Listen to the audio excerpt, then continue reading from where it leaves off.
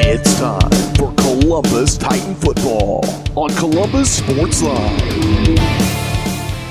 Columbus Sports Live is presented by Mercy of Columbus. Also by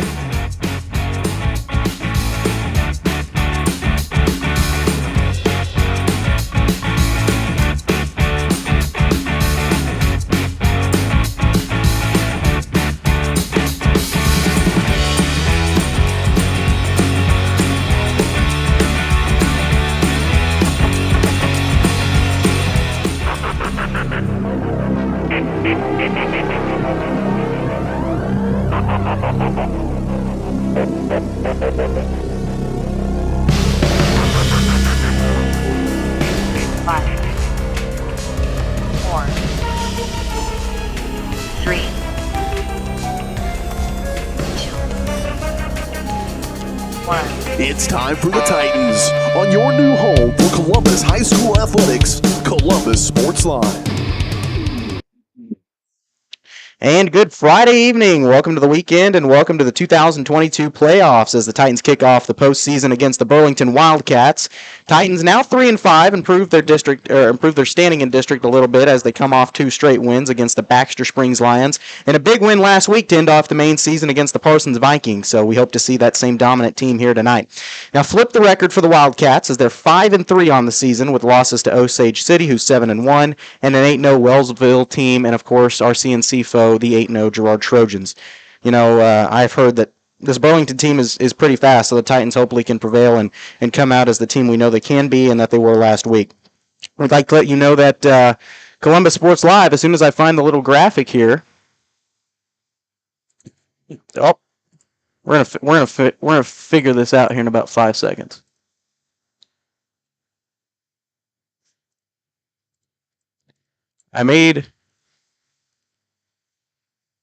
Okay. Nope, not. We had to go up 1. There we go. We'd like to let you know that Columbus Sports Live is presented by Mercy of Columbus. You don't need to travel for quality, compassionate care with Mercy of Columbus right around the corner. They're local, reliable, and that's Mercy of Columbus. You can learn more at mercy.net. So we're going to take a break. We got a lot to talk about on the pregame show, including a bit of a season recap and talk a little bit about some high school football from last week, talk about what this Burlington squad is going to bring into tonight's game as we kick off the Vital Signs pregame show up next here on Columbus Sports Live.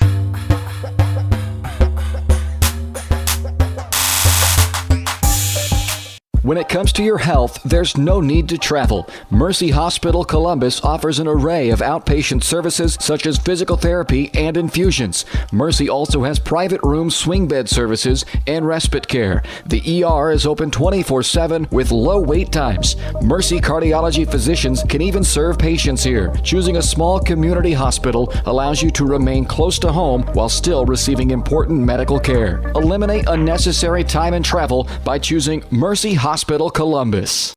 Having the right branding, graphics, and overall look to your business is vital.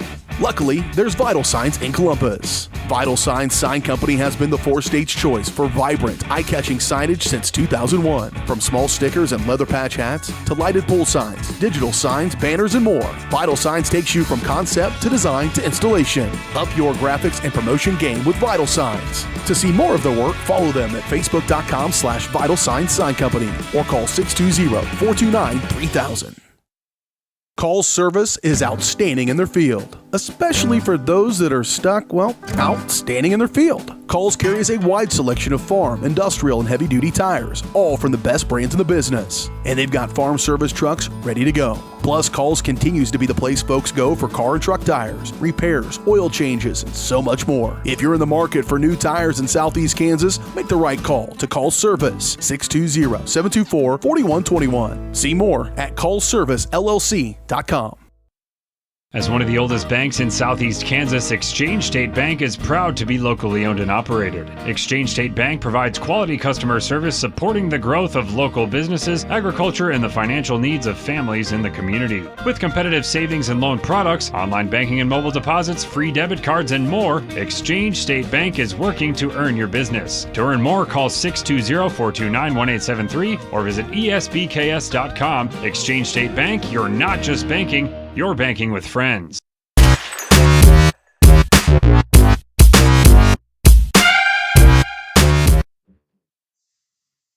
All right, everybody. Welcome to the Vital Signs pregame show here in Columbus Sports Live. The Titans' execution is vital to their success.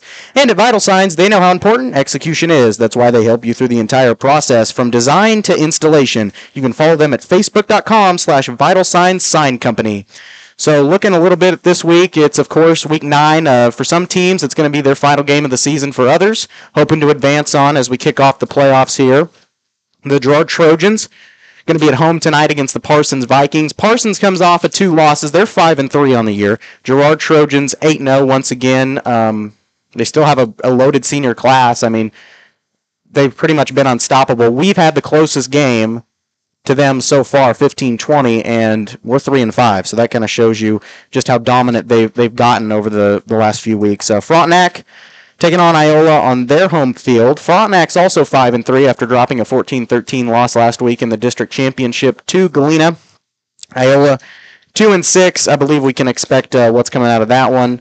Galena going to be on their home field tonight as well, taking on Anderson County, who's 3-5. Galena 6-2 in the district champions. Galena is one of those teams, kind of just like Frontenac. As the year progresses, they get better and better, and with their 2 main guys, Zane Turner and Tyler Little, they're pretty much able to do whatever they want on the field. And back too. Most teams, what? Mooney. Oh, Dawson Mooney. Mooney is back too. Yeah, Dawson Mooney, and well, that's just another roadblock that the Anderson County Bulldogs are going to have to fight through. And then a non-playoff game tonight. We thought we'd mention it just because Baxter Springs is in our league. The 3-5 Lions are taking on the 3-5. I don't know what their mascot is. Prairie View. It is Prairie View. Bison? Buffalo, that's what it is. Prairie View Buffaloes. I knew it was something. Bison is a buffalo. Well, they're not the Bisons. You sure? I don't know. I actually have no idea what they are. Buffalo sounds correct, so we're going to go with that. Anyway, we're going to take another quick break. When we come back, we're going to hear from the assistant head coach and defensive coordinator for the Columbus Titans, Matt Crane, on his thoughts on the season so far and what he thinks is going to allow us to have a decent run in this playoff season here. All that up next, coming up here on Columbus Sports Live.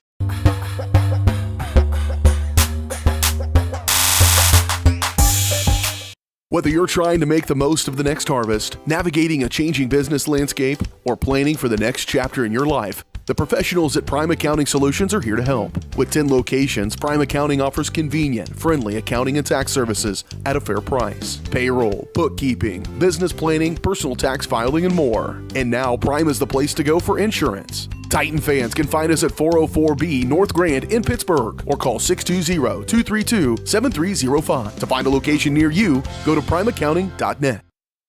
Roto-Rooter is proud to serve Southeast Kansas, offering sewer and drain cleaning as well as septic and grease trap pumping 24 hours a day, 7 days a week. From toilet clogs to video inspections, sewer line repairs to complete replacements. To make an appointment, call 620-231-5630. That's 620-231-5630. Roto-Rooter, proud to support area high schools and student athletes. See the rad in names and numbers. Having the right branding, graphics, and overall look to your business is vital. Luckily, there's Vital Signs in Columbus. Vital Signs Sign Company has been the four-stage choice for vibrant, eye-catching signage since 2001. From small stickers and leather patch hats to lighted pole signs, digital signs, banners, and more, Vital Signs takes you from concept to design to installation. Up your graphics and promotion game with Vital Signs. To see more of their work, follow them at facebook.com/Vital Signs Sign Company or call 620-429-3000. When it comes to your health, there's no need to travel. Mercy Hospital Columbus offers an array of outpatient services such as physical therapy and infusions. Mercy also has private room swing bed services and respite care. The ER is open 24/7 with low wait times. Mercy cardiology physicians can even serve patients here. Choosing a small community hospital allows you to remain close to home while still receiving important medical care. Eliminate unnecessary time and travel by choosing Mercy Hospital Columbus.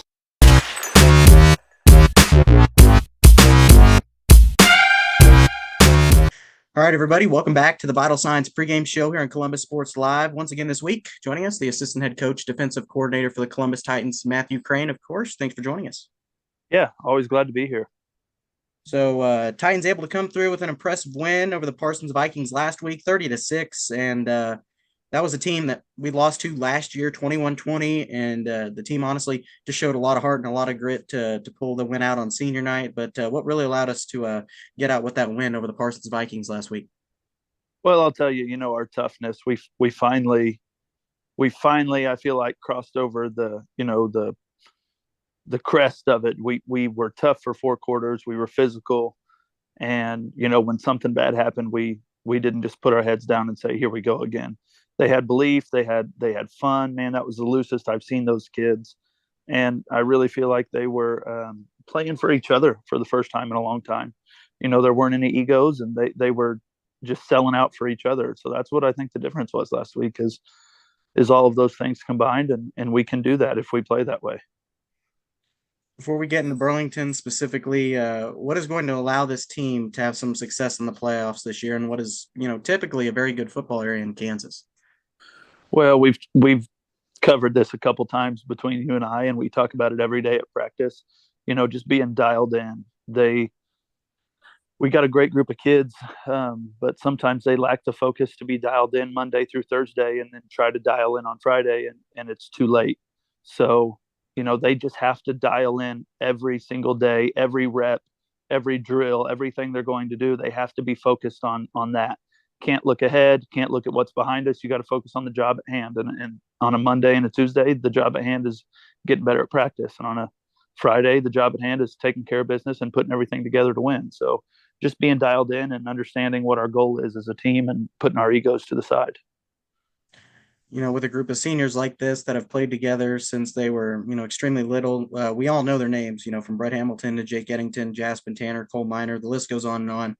No secret who these guys are and what they can do, but what have been some stats this year, just off the top of your head, that have impressed you with this team this year? Oh man, some stats. Well, Cade Saporito has a lot of interceptions. I think he's got 5 or 6 right now. I wouldn't have anticipated him having that many. And Cole Miner has so many blocked kicks and tackles for loss. Those two right there, Cole and Cade, those stats. Gosh dang, Landon has so many tackles from a safety position. So the interceptions for Cade, tackles for Landon, and Cole Miner's blocked kicks. I think he's got like 7 or 8. And his tackles for loss, I think he has over 10. So, those 3 things have impressed me statistically from that senior group. This Burlington squad comes in 5-3 on the year with losses to two 8-0 teams in Girard and Wellsville, and a 7-1 Osage City squad. I want to say the last time we played them was in 2017, a 22-21 loss. That's the last time I can remember. So what do we know about the Wildcats in 2022, and how are we going to match up with them this time around? Well, I can tell you they're physical and they're fast. They have, 5 or 6 kids that if they get the edge on you, it's goodbye. So we got to contain them. We got to be physical with them for 4 quarters, but just as the film that they're getting from us is Baxter and Parsons, we've seen that was 2 different games from us. They didn't play their best game against Girard. So I'm expecting a completely better team than what they showed against Girard. And I know we're going to get their best shot. So their physicality and their speed is what we have to be ready for. I want to go back to the players for just a second and talk about, their parents. Each night I'll see things, and it doesn't matter what sport. I'll see Brett's dad filming. You can hear both of Cole Miner's parents, no matter where you are in the stadium. Jake's dad is often on the sidelines. Caden's parents are always there. And I think that parental support and support from the community certainly helps the squad out. We've talked a little bit about how amazing this community is before, but as we head into the playoffs, what do you think is going to be the main driving motivator behind this team's success as far as that role goes? And how big of a role do you think the noise in the stands plays in whether or not you're at a win or a loss next to a game, or how well the boys play motivation wise? Well, I think their parents are great. We have moms feeding us every Thursday, just out of the generosity of their heart. They're always seeing us in town and supporting the kids in every sport that they do. They're getting the kids to go support the 5th and 6th and 3rd and 4th grade in flag football. The parents are very involved with this group, and I think that's great. I think, the message for the kids needs to be, we always talk about family, Coach Burns does, and it's forget about me, I love you. So, what's best for one person might not be what's best for the team. And sometimes that's hard to tell your child that. especially their senior year of football. But what's best for this team might not be for you to get the ball every play or have 50 tackles or whatever it is. So, just I think they do a great job of preaching to these kids that it's about the team and it's not about them. And this community, man, if they can just show up and be loud, I think we can see how often that the stands get on top of the other teams. When we jumped up Friday, you could feel the momentum in the whole place. And I've never been on the other side of it. So I would imagine when the crowd gets loud in Columbus or away that you can really feel that. And when they get into it, it tends to be a good thing for us. So. Absolutely. I want to thank you so much for taking your time to do this today, and good luck tonight. Yeah, thanks, Carson.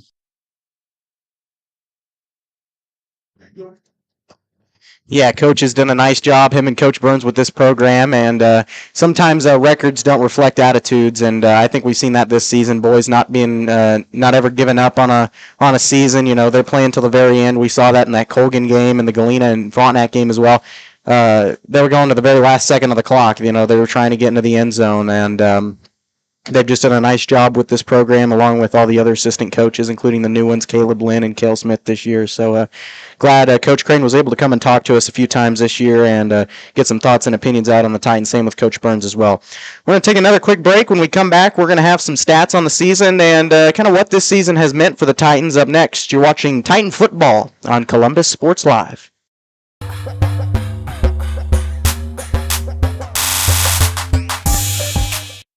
Having the right branding, graphics, and overall look to your business is vital.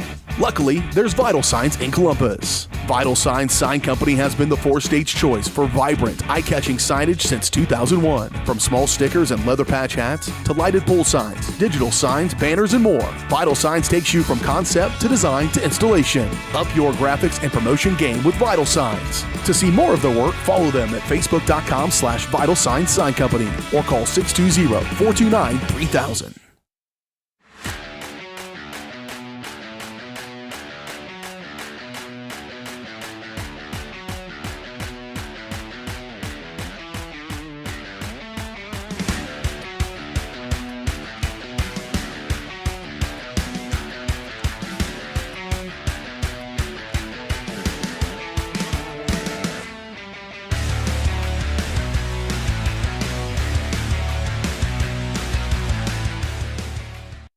Call's service is outstanding in their field, especially for those that are stuck, outstanding in their field. Call's carries a wide selection of farm, industrial, and heavy-duty tires, all from the best brands in the business. And they've got farm service trucks ready to go. Plus, Call's continues to be the place folks go for car and truck tires, repairs, oil changes, and so much more. If you're in the market for new tires in Southeast Kansas, make the right call to Call's Service, 620-724-4121. See more at callservicellc.com.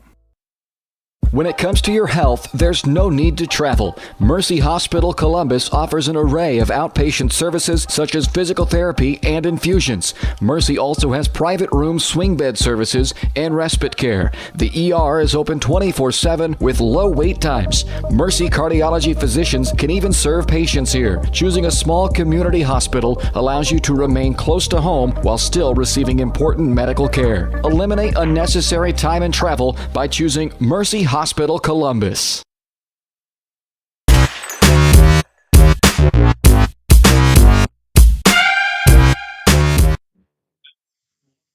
Oh, remember as you watch tonight's play. There we go. Okay, we are back. As Carson said, Titans come in with a 3-5 record, taking on the 5-3 Burlington Wildcats. A little bit about that on the stats. While these don't mean a lot, we'll take kind of the big picture from it. The collective wins that the 5 teams Burlington beat, their records are combined 10-30. For the Titans, it's 10-15. Now, like I said, stats don't mean a whole lot, but they do give you a little bit of idea of the competition that he just faced. We all know that Galena is a tough team, Frontenac's a tough team. St. Mary's, as much as they bug us, is a tough team, and Girard is loaded this year. So, in my personal opinion, and some people might get mad, CNC is a tougher league with much tougher opponents. So, the highest win total that any of their victories came over was a team with 3. I think there was 2 with 3, 2 with 2, and 1 with none. Also, Waterman went 0-8. So, give you a little bit of stats on the year for some of the Titans. Quarterback Brett Hamilton leads experienced Titan offense, averaging 49.3 yards a game on the ground and adding another 153.4 through the air. Landon Midget, who recently got moved into the backfield, has 3 TDs with 401 yards. Now, I don't know if that's strictly reception yards or if that goes with his running last week, too. And Caden Cox has got 3 TDs and 284 yards through the air for the Titans. Those are 2 of the highlights from a talented receiver core that also includes Cole Minor and Cade Saporito.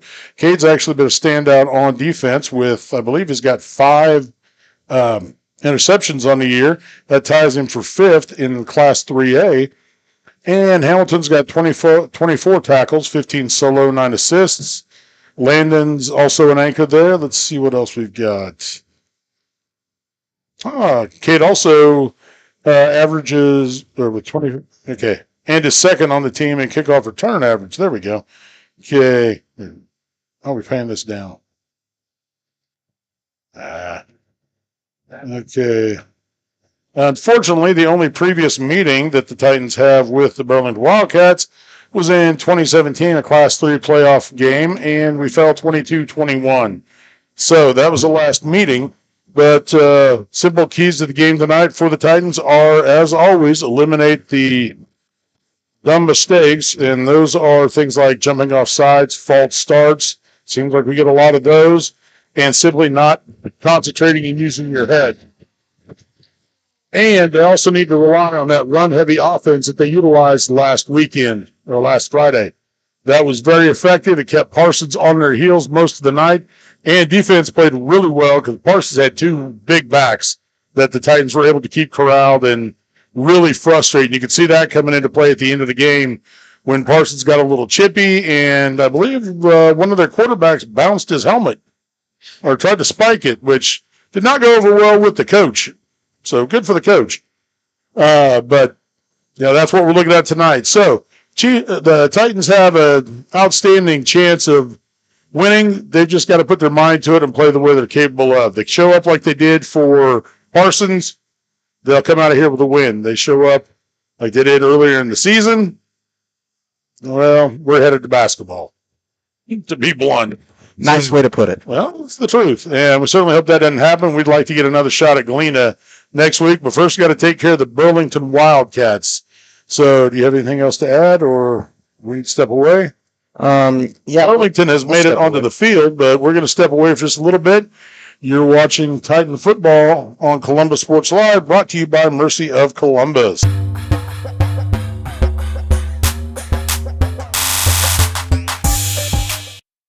When it comes to your health, there's no need to travel. Mercy Hospital Columbus offers an array of outpatient services such as physical therapy and infusions. Mercy also has private room swing bed services and respite care. The ER is open 24/7 with low wait times. Mercy cardiology physicians can even serve patients here. Choosing a small community hospital allows you to remain close to home while still receiving important medical care. Eliminate unnecessary time and travel by choosing Mercy Hospital Columbus. Having the right branding, graphics, and overall look to your business is vital. Luckily, there's Vital Signs in Columbus. Vital Signs Sign Company has been the four-stage choice for vibrant, eye-catching signage since 2001. From small stickers and leather patch hats to lighted pole signs, digital signs, banners, and more, Vital Signs takes you from concept to design to installation. Up your graphics and promotion game with Vital Signs. To see more of their work, follow them at facebook.com/Vital Signs Sign Company or call 620-429-3000. Call's service is outstanding in their field, especially for those that are stuck, outstanding in their field. Call's carries a wide selection of farm, industrial, and heavy-duty tires, all from the best brands in the business. And they've got farm service trucks ready to go. Plus, Call's continues to be the place folks go for car and truck tires, repairs, oil changes, and so much more. If you're in the market for new tires in Southeast Kansas, make the right call to Call's Service, 620-724-4121. See more at callservicellc.com. As one of the oldest banks in southeast Kansas, Exchange State Bank is proud to be locally owned and operated. Exchange State Bank provides quality customer service supporting the growth of local businesses, agriculture, and the financial needs of families in the community. With competitive savings and loan products, online banking and mobile deposits, free debit cards, and more, Exchange State Bank is working to earn your business. To earn more, call 620-429-1873 or visit esbks.com. Exchange State Bank, you're not just banking, you're banking with friends.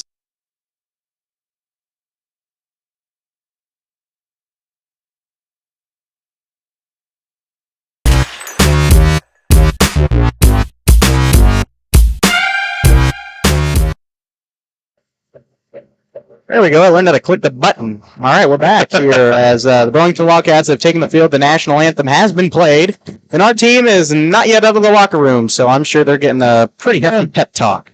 I'm sure they're over there somewhere. I'm gonna They're try. coming from behind us. You can look out the back window and see. Well, Take the headphones off first. You can yank everything off the desk. yeah, that's not good. No. We'll applaud Burlington on the setup. Great internet, no frames drop, so I don't think we're gonna have a repeat of the Baxter situation. And I'm not gonna lie, we got to.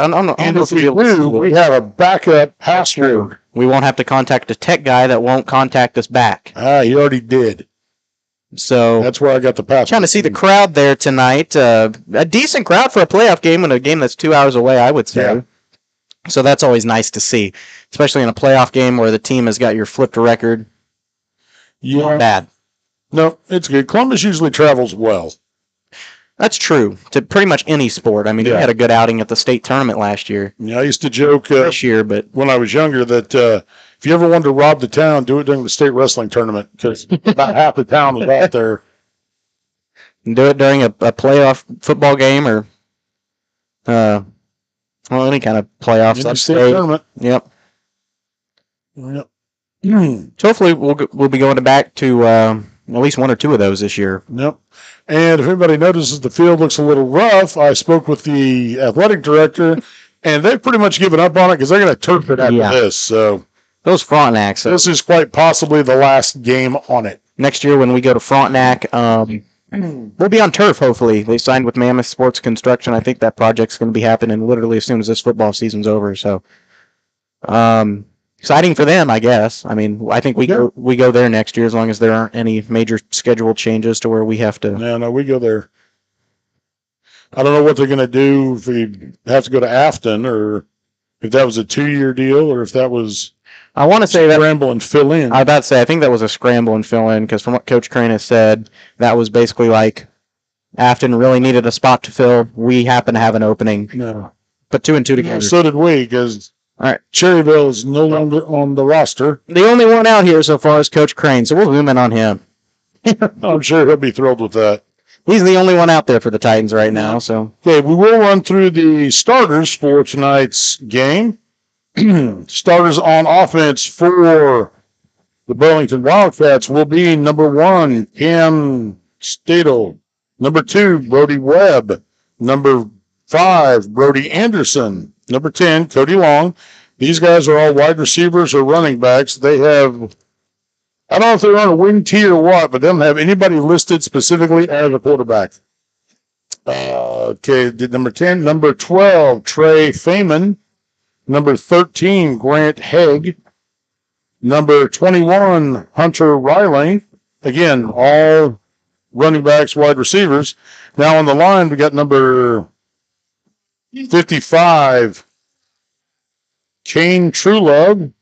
Number 56, Riley Majors. Number 59, Wayne Rohr. Number 72, Christian Smith. And number 74, Kent Stuckey. For the Titans on defense, got number 5, Brett Hamilton. Number 6, Kate Saporito. Number 8, Landon Midget. Jet Tanner has been starting some at middle linebacker or inside linebacker. I don't know if he will be tonight. Number 21, Fisher Troxel has been bouncing back and forth between nose guard and linebacker. Number 22, Cole Miner at linebacker.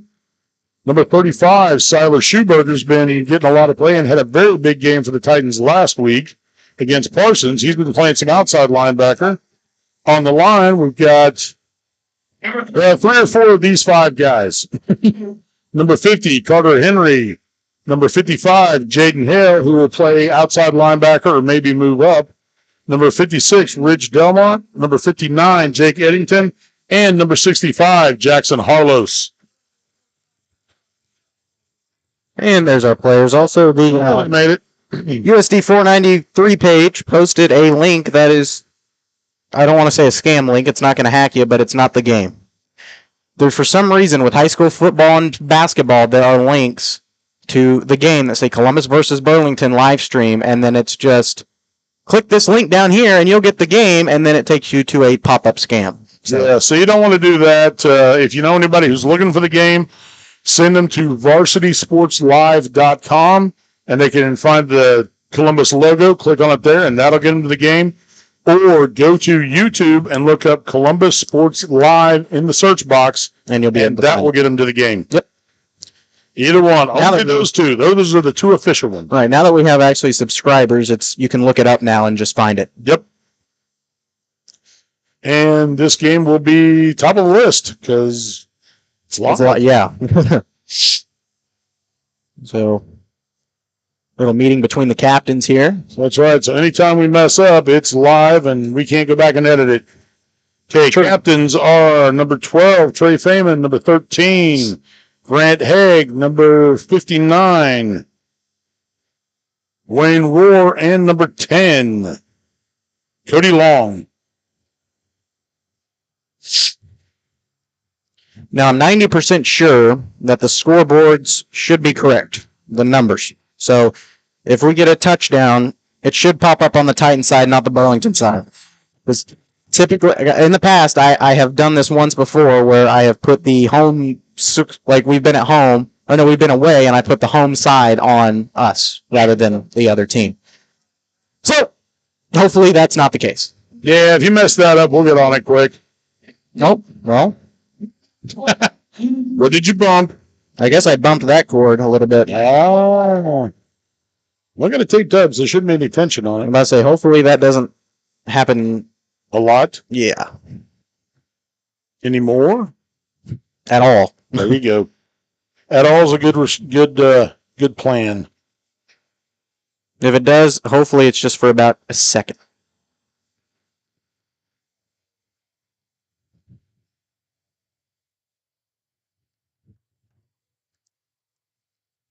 Okay, did you see who won the toss? No. No. I was trying to make sure that You're busy looking at the scoreboard. Yeah. Well, it looks like either we won the toss, elected to receive, or Burlington won the toss and elected to defer. Either way, Titans get the ball to start the game. And back deep to receive for the Titans will be number 6, Kate Saporito, and number 8, Landon Midget.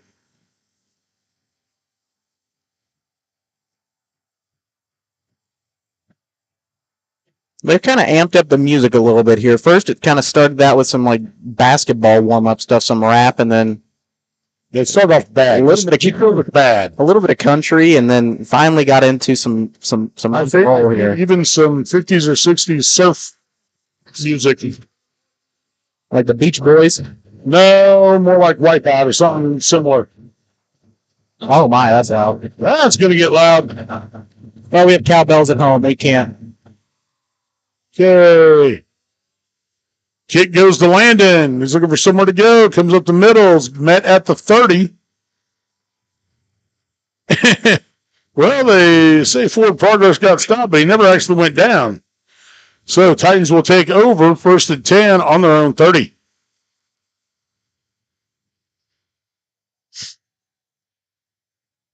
You know, Landon's tough to bring down.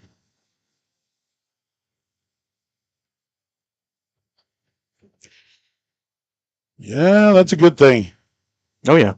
It's also kind of tough considering last year when he broke his leg, he wouldn't leave the sidelines till they got a side-by-side for him. Yeah. Either that or he's just picky. I don't know which, but he was not going to be carted off. Hamilton with the keeper over the right side, and he's good for the first down. Number 5, quarterback, quarterback. 5, Brody Anderson. He's brought down by number 5, Brody Anderson, but not before he gets a first down plus a couple more. So that's a good way to start. Also want to mention that if the Titans win tonight, it'll be the first time they've won a playoff game since these guys were freshmen. So, well, that's some incentive. Okay, Silas Schuberg in the back. There's in motion, high snap, quickly grabbed by Hamilton, but man, defense got through there way too fast. That knocks them back to the 31. Yeah, Coach Crane said it in the pregame. They're fast. A loss of about, what is that? 12 on the play. So pretty much lost everything he gained.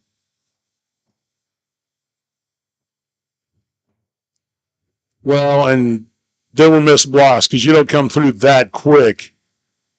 So I don't know if we were trying to set up a screen or exactly what the plan was. 12 comes through, hits Brett, and drops him back to the 17-yard line.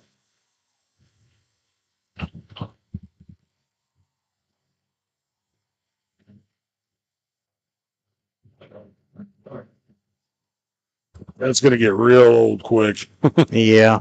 So loss of another 10, another 12 yards. Well, they don't have cowbells like we do, so they got to stomp on the seat. No, so they stomp on the seat. Yeah, but So that'll bring up 3rd and 30 for the Titans. Another high snap, but Brett gets this one. Puts it up. Pass intended for Caden Cox. Ooh, way over there. And, yeah, overthrown, but 24's entire pass defense was basically run slow in front of him. Well, it was because he got into position and he just slowed down and Caden couldn't get past him.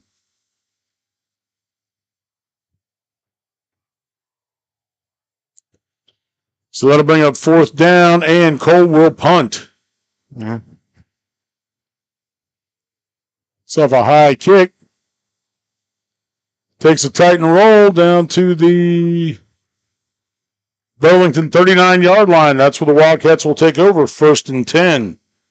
So not exactly the way You want to start things off. to start things off. No.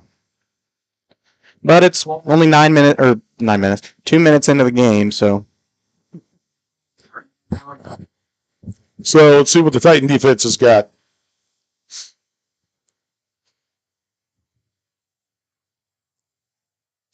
On the bright side here, the window's open, so no reflections. That's true. You don't get to see my giant dome.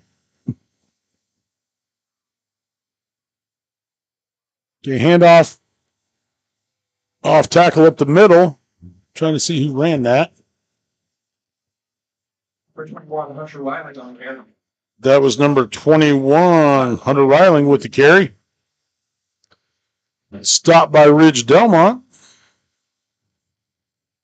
And a few other Titans in there, but he did pick up about 3 yards on the play.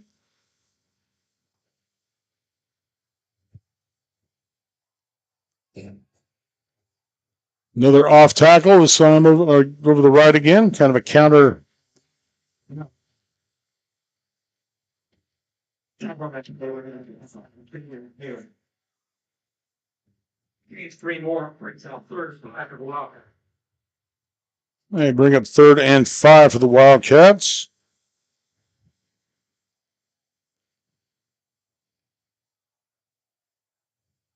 Now running something similar to a wing T. For those of you who don't know what that is, it's a very old offense. That one run by Cam Stadel.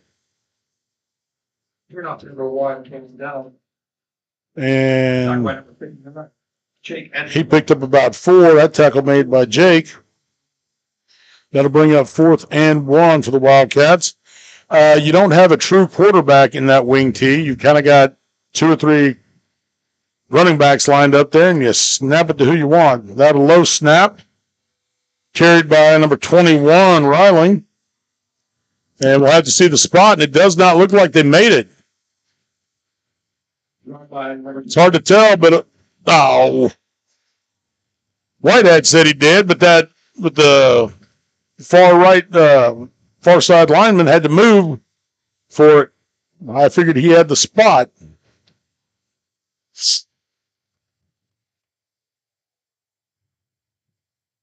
as I mentioned before, the last time we played here was actually one of the most poorly officiated games I've ever seen. For one, every time we made a run around the right side, we somehow amazingly got and picked up any yards. We amazingly had a holding call. Not once or twice, pretty much every time. Also had a tackle, ball hit the ground, bounced up, fumble obviously caused by the ground because it bounced about 6 feet in the air. They were going to let it go and call it a touchdown. So, false start. So that'll back them up 5, make it 1st and 15 for the Wildcats. So hopefully the officials they have tonight will be a little better. Yeah. That was 5 years ago. So hopefully those guys have either improved or have been removed. Hey, Ronnie with the ball. Looking for somewhere to go. He's going to tuck it and run. Gets back up to the 50-yard or about the 50-yard line. And getting up slow. He lowered his shoulder, and it's not the best plan for him. Nope. So he's going to go down. So he's going to be down, be checked out. We're going to step away for a little bit. You're watching Columbus Sports Live or you're watching Titan Football on Columbus Sports Live. The right branding, graphics, and overall look to your business is vital. Luckily, there's Vital Signs in Columbus. Vital Signs Sign Company has been the four-stage choice for vibrant, eye-catching signage since 2001. From small stickers and leather patch hats to lighted pole signs, digital signs, banners, and more, Vital Signs takes you from concept to design to installation. Up your graphics and promotion game with Vital Signs. To see more of their work, follow them at facebook.com/Vital Signs Sign Company or call 620-429-3000. All right, we are back. Rowling is up and hopping off the field. Yep. Looks like that's either going to be an ankle or knee. Probably ankle from the way holding it. Usually you hold your knee kind of out in front of you and don't move anything. That hopping would not be good on it. It would not feel good. So now in at quarterback for the Wildcats. Looks like it's... Well, I couldn't really tell. So probably got a hold in the backfield. That was number 25 with the carry, Zane Hoback.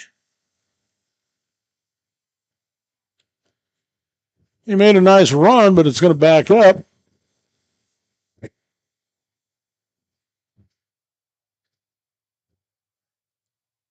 And that is a spot foul, so I'm taking back 10 yards from the spot of the foul. That will bring up second and looks like about 21. Excuse me.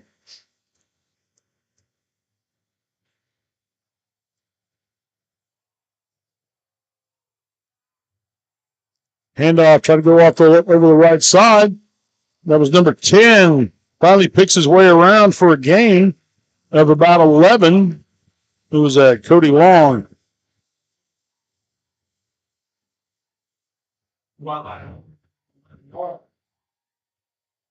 Finally taken down by Landon Midget in there. Kept running to the wall and breaking to the right.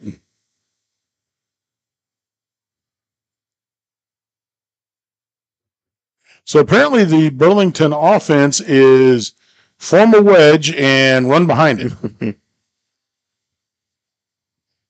Because that's basically what they're doing. And when you find a spot to break out, break out. Okay, that'll bring up fourth down for the Wildcats, and looks like they're going to punt. Be 4th and 6.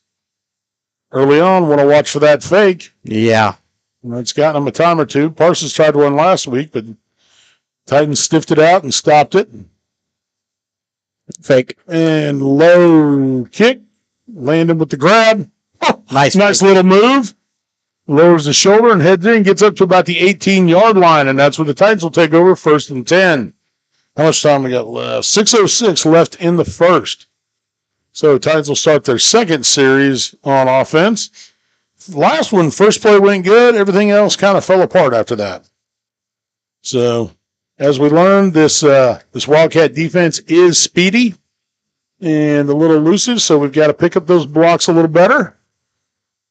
Give Brett time to get the handoff And get that snap down. That one was a bad snap will ruin your whole day.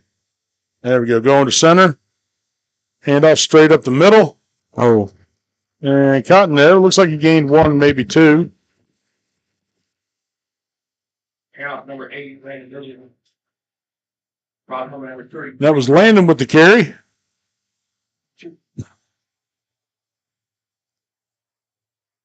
Bring up 2nd and 8 for the Titans. Did you get cold? A little bit. Okay, Hamilton under center, turns, hands off. Landon pushes away through the middle, gains, looked like about 6 on that. Looks like I'm bring up 3rd and 2 for the Titans. He's taken down by Stidell and Haig.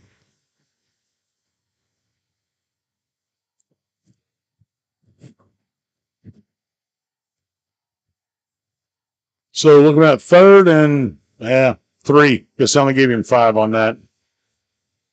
Okay, Titans spreading things out a little bit. In shotgun. Santana in motion and high snap again. Ninja stand to center.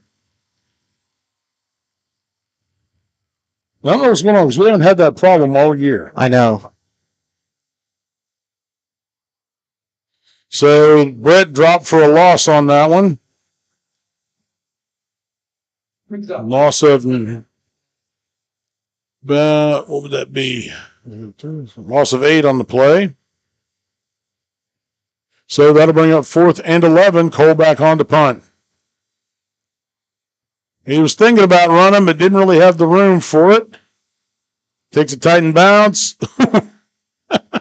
And settles down at the Burlington 46-yard line. So that's where Burlington will take over for their 2nd offensive series. With just over 4 minutes left in the first quarter.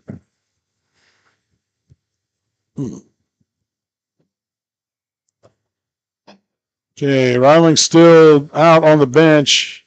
And the way he's hanging his head, it looks like he's probably done for the night.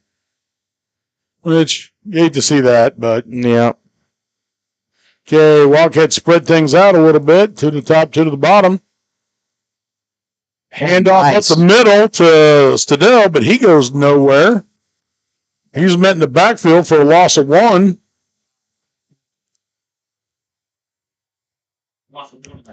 Tackled by Brett. So that'll bring up 2nd and 11 for the Wildcats.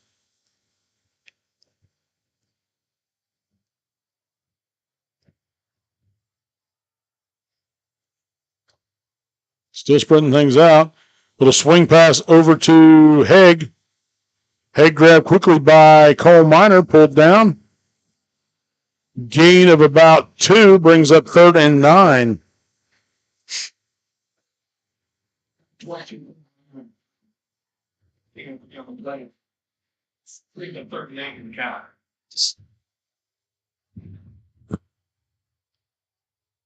Okay, Burlington sends 3 to the top of your screen. And looking to throw. Ooh, and he got nailed when he let that thing go. Yeah. Brett was there. Brett just drilled Chance Haig, number 24. And pass falls incomplete. That'll bring up 4th and 9 for the Wildcats, so they'll punt again. But you got to give Haig credit. He popped right up. Yeah. Well, I guess Brett wanted a little revenge for the sacks he's taken. That may be.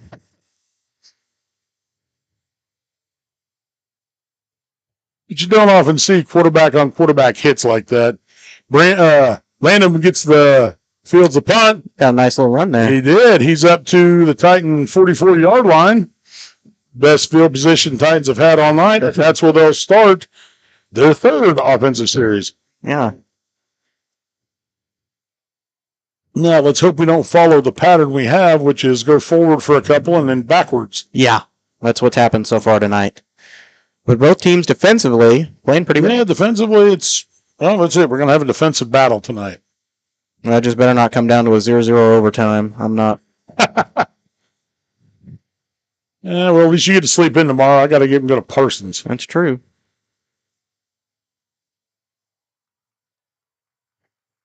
Jasper Tanner with the carry. Gains a yard on the play.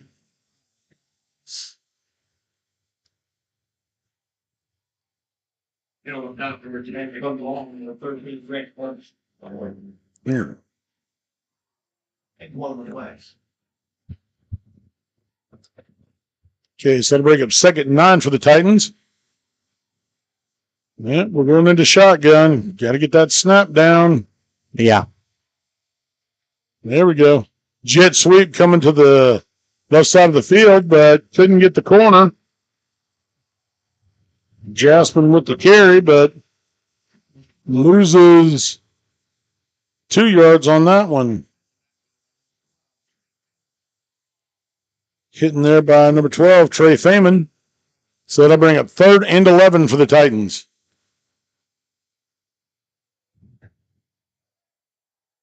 On the bright side, with all this running, quarter goes quick. Yeah, well, there you go.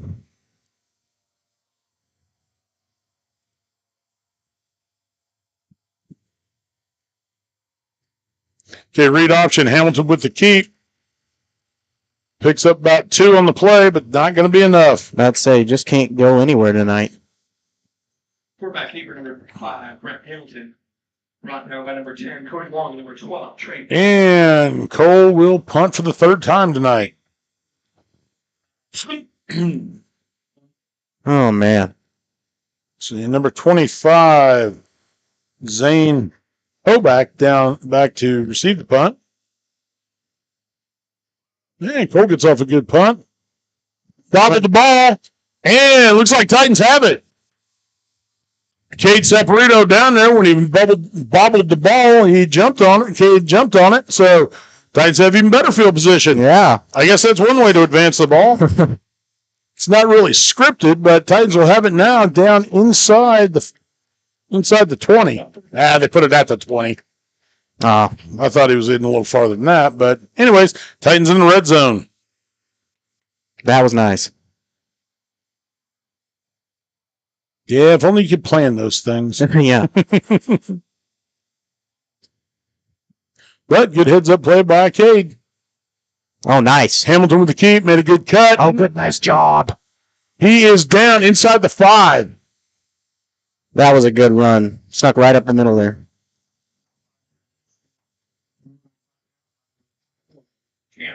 Brought down by 24, Chance Hegg. And we know what it was. Gain of 17 on that play.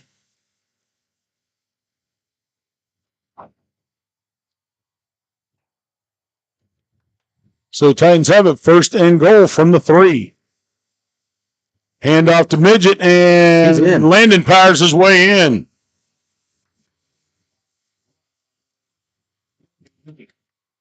There we go. So Titans get on the board with 31 seconds left in the 1st quarter.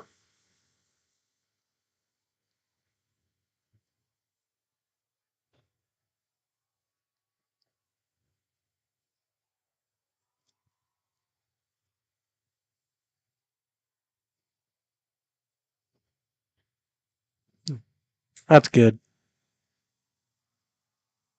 One after is good by number 25. And Jaspin tacks on the extra point. So 31 seconds ago, Titans take the lead 7-0 on the Burlington Wildcats. And with 31 seconds to go, we'll wait till the quarter to step away. Okay. Because otherwise, we're just going to have to do it right in 30 seconds. So.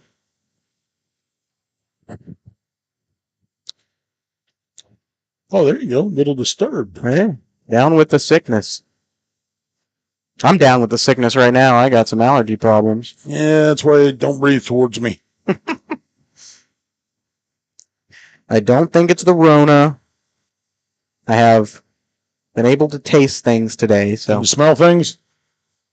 When my nose isn't clogged up, yes. Well, because I smelled the fertilizer this morning. Oh, there you go. That's always the pleasant smell. Oh, yeah. Okay, back deep to receive for the Wildcats will be number 25, Chance Haig, and number 1, Cam Stidell.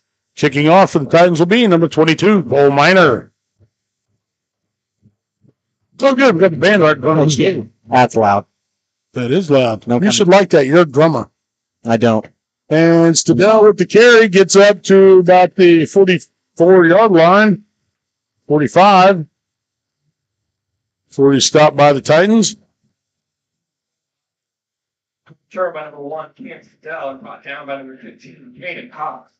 Okay, tackle made by number 15, Caden Cox. So the Wildcats will take over on their own 45 with 24 seconds left in the first quarter. They can try and spread things out a little bit. Leave one in the backfield.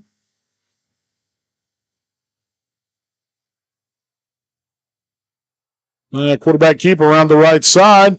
Runs into the back of his own player and a wall of Titans. Yeah. So good defensive play there. Looks like he picked up about 1 yard.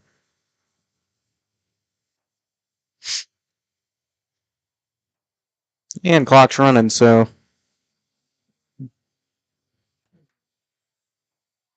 And that is the end of the first quarter. Titans are leading 7-0 over the Burlington Wildcats.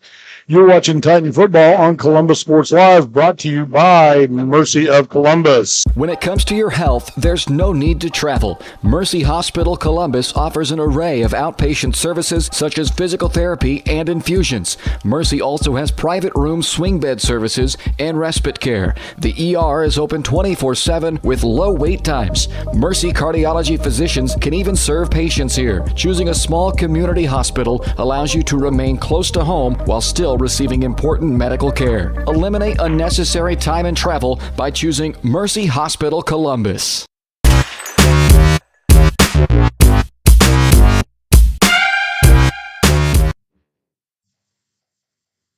All right, folks, we are back headed into the second quarter. Burlington is looking at 2nd and 8 from their own 46-yard line.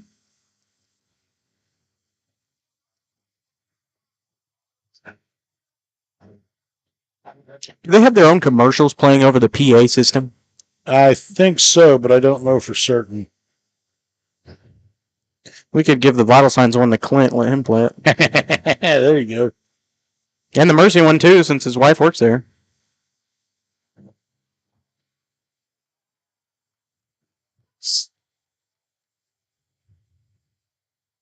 Okay, talk. I'm doing a little bit of math here.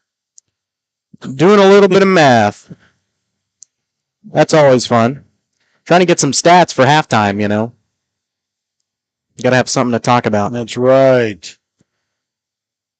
3rd down, 4 to go here. 11:30 left in the second quarter. Okay. Oh, Pass thrown to number 2, catches it, and looks like he's going to have the first. That's Brody Webb with the catch. Oh, well, it wasn't. It went to Chance Haig. Could have sworn that was a 22 or whatever I said.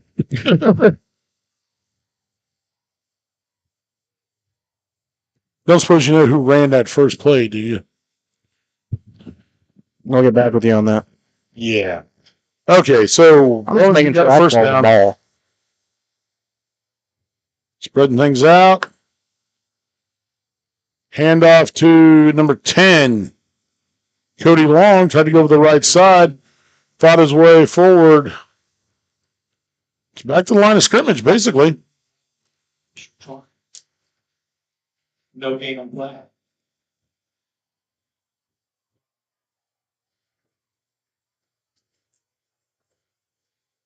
Okay, so they'll bring up 2nd and 10.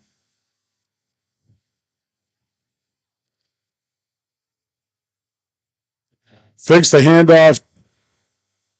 Oh. Okay. I'm not sure what he's calling, but the guy back here did not call an interference. I don't think it's that. No.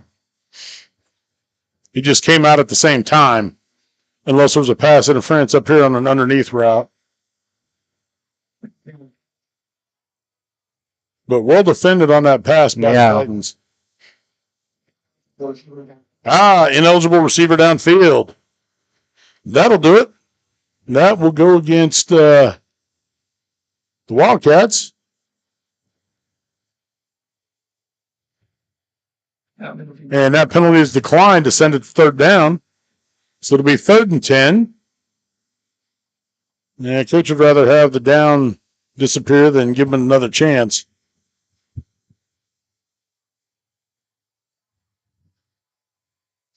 Okay, Wildcats send a man in motion. Try the jet sweep. That was number 5. Brody Anderson. See their quarterback down here trying to work it out a little bit. Rowling's trying to walk a little bit, but he's hobbling. Yeah, he's not moving good. And that is not something you want to see from your quarterback. No. Especially not in the first round of playoffs. Well, just anytime, no. Anytime, but if he can't maneuver on that thing, he's not going to be able to play. I played on a bad ankle, but I had the luxury of being a lineman. I didn't have to try and cut and maneuver. I just had to go in one direction and hit a guy. And that takes a Titan roll into the end zone. So Titans will take over 1st and 10 at their own 20-yard line.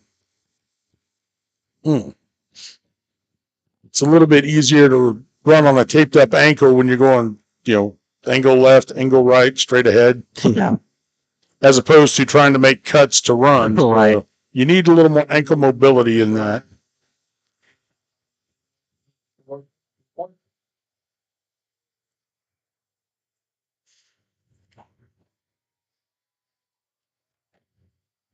Hey, Titans in shotgun.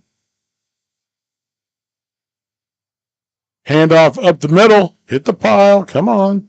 There you go. Handoff number 8. That one goes to Landon.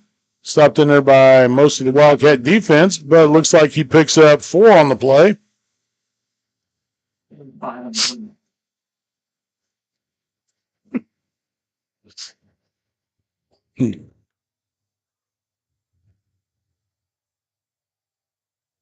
So Titans stick with the same formation. Send Jaspin out in motion. Hamilton with the keeper, fights his way up the middle. And he's, oh my. This crowd there, but picked up about 3 on the play.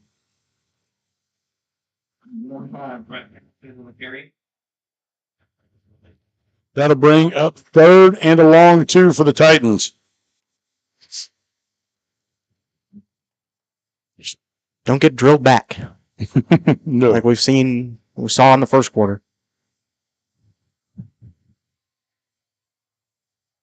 Yeah, I think they might have got that figured out.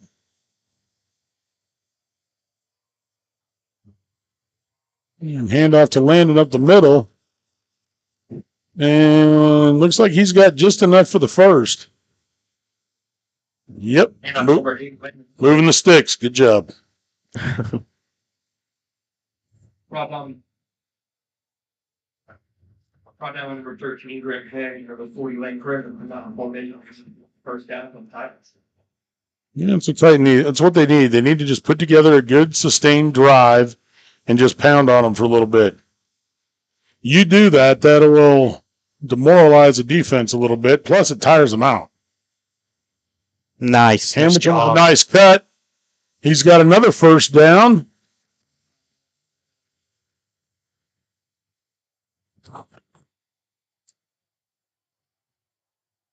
Number 25, Zane Holman. Okay, brought down by number 25, Zane Hoback.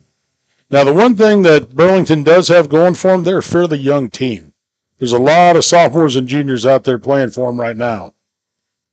So that bodes well for them in the future, even though they kind of had a rough season. Handoff to Landon up the middle. He's busted through the first down and still fighting forward. What did I say? They can't bring him down. He fights down to the Burlington 43-yard line. Number 1. Gain of, what was that, about 20 for him? We'll say 20. That's a nice round number. I'm not doing official stats, so it's not like I'm going to be that accurate. If somebody out there is getting real picky. Stats are guesstimated. That's right. Put that on the screen. Only tried to do about 100 things up here. Yeah. And look through a dirty window.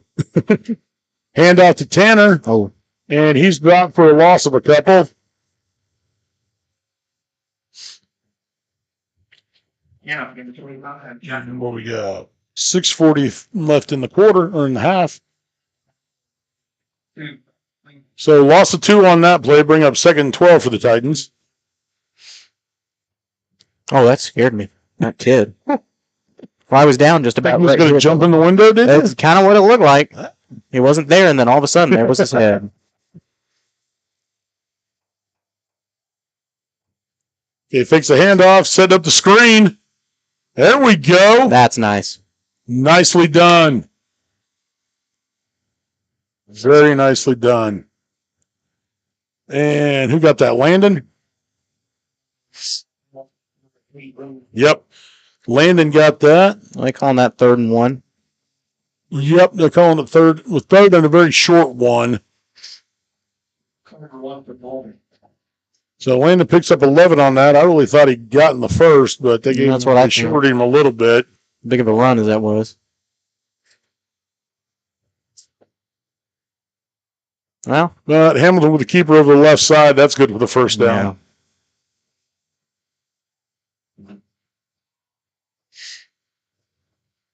Yeah. So that'll move the sticks. Look at this. What do we got? 5.5 minutes left in the half already. I know, this is good. And it's only 7:34. All that running in the first quarter really helped us out burning that clock. Yes, it did.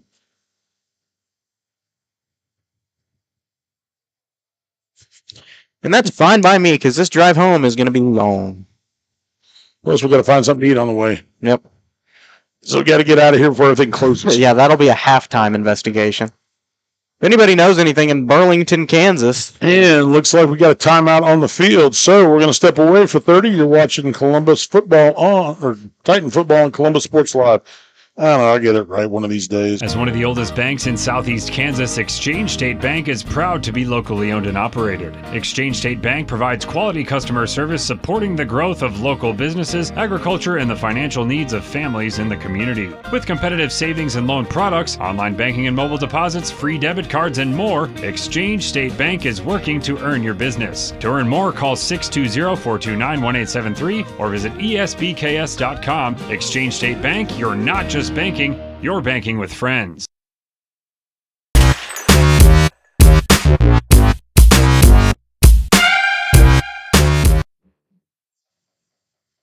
Okay, coming out of the timeout, Titans are looking at 1st and 10 from our own 25? Yep, just outside the 25. And remember, at halftime, we will try to bring you some of the scores from the other area games going on tonight. Okay, fake the handoff. Toss put up for... There it is. And that one goes to Landon Midget. So good for the touchdown. And that's good for a 25-yard touchdown pass. So, and that's nice. Sprinkle in a little bit of the passes because that will keep the linebackers honest. They can't just crash every time.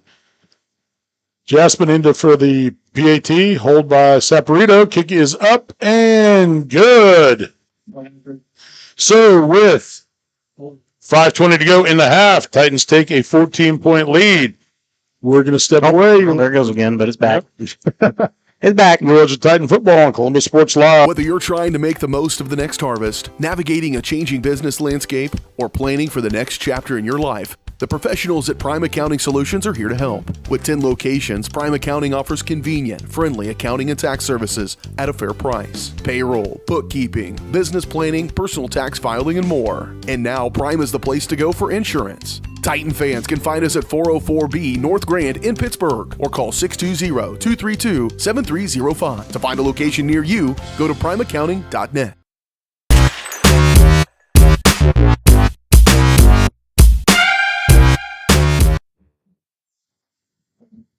Just in time for Ozzy Osbourne. There you go. Can't go wrong with Ozzy. Little crazy trains, good for kickoffs. See, crowds like this make me not want crowd noise. Because I can hear it, but hopefully nobody at home can. Oh, yeah. We got a chicken and Bob Ross, it looks like, banging on the drums down front. And deep kick. Burlington goes back. It's like Stadell finally gets it. Makes it up to the 24-yard line before it's finally brought down by the Titans. Full minor. Yeah, some of the Burlington kids are in costume for Halloween. We've got some bunnies. We've got an alien carrying a girl around. We've got Waldo, so found him. We've got, what else we got down there? A pumpkin. And I don't know what else.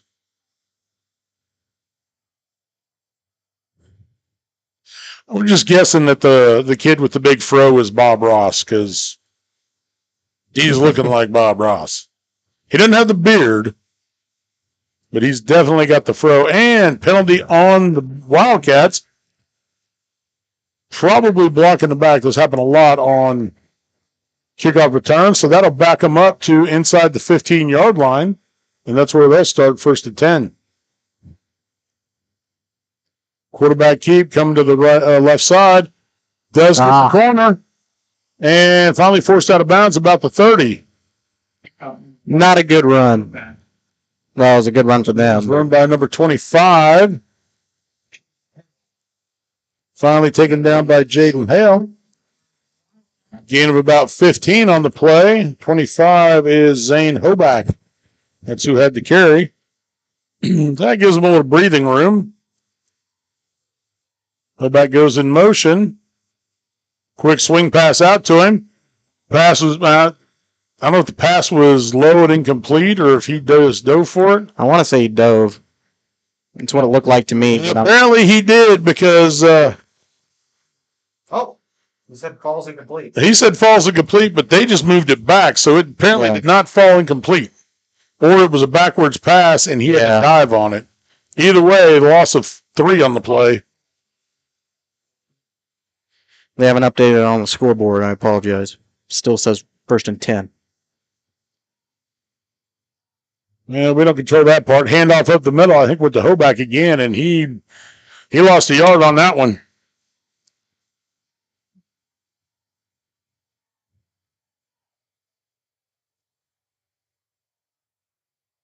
Handoff number 10, Cody Long. Nope, then went to number 10, Cody Long. We're up high, so it's a little hard to see sometimes, especially through the double dirty window I'm looking through. Well, you guys have a nice clean picture through the open air. We do thank them for the nice white letters and numerals. That's always appreciated. Oh, yes. The numbers are much easier to see.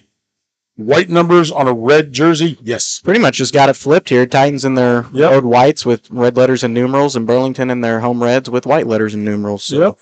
Only thing to confuse you is both have red helmets. That's true. But the Titans have the yellow face guard. Yes.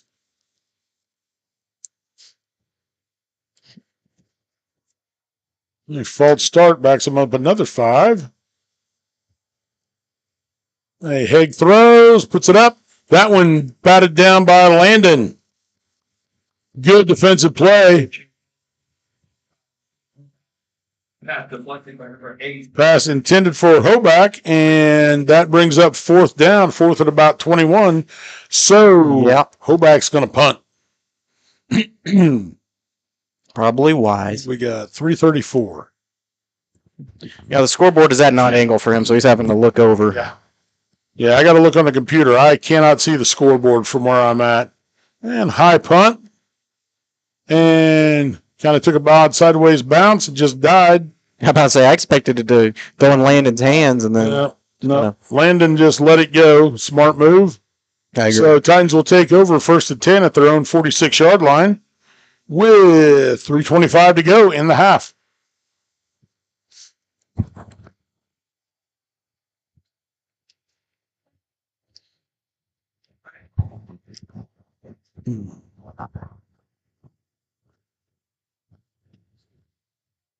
Still dropped to 0 frames. That's the way we like it.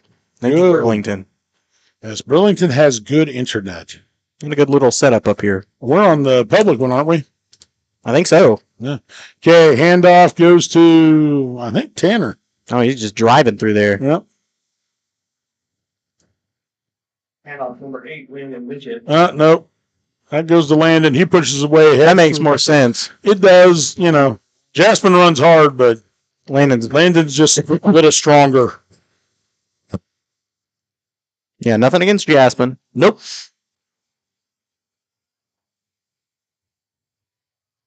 Landon picked up 8 on that play.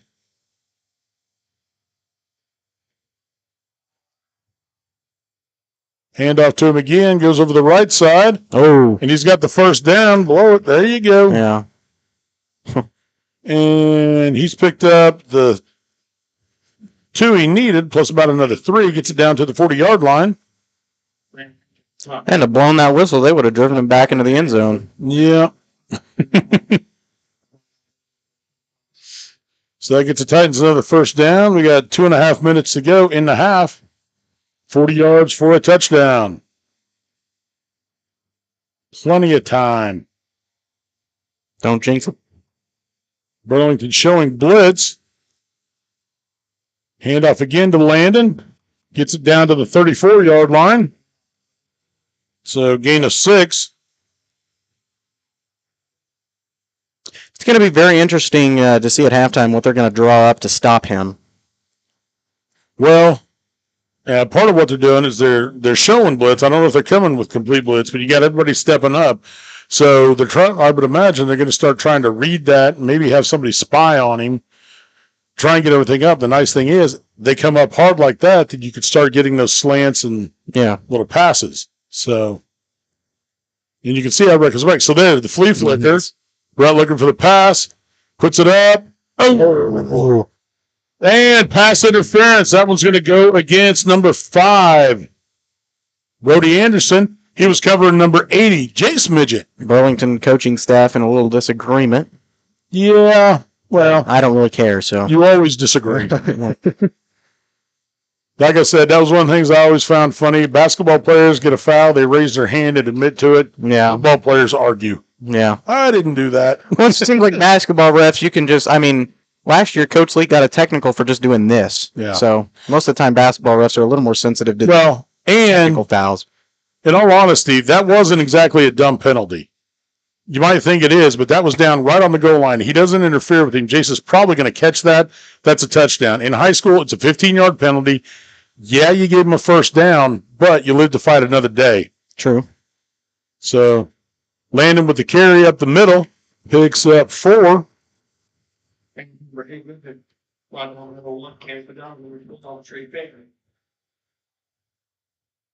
And if it turns out that we only come away with a field goal or we don't score at the end of this half, that's going to be a smart play. No, you only hope. We got about a minute left. It's aggravating, but it's not as dumb a move as some people might think. Now, in the pros, I would put it on the 1-yard line. That's not good. And nice job. Carry, nice cut. Makes a juke, cuts, and now it doesn't matter because Landon's in for the touchdown. That's a stop him. 20-yard run there for Landon.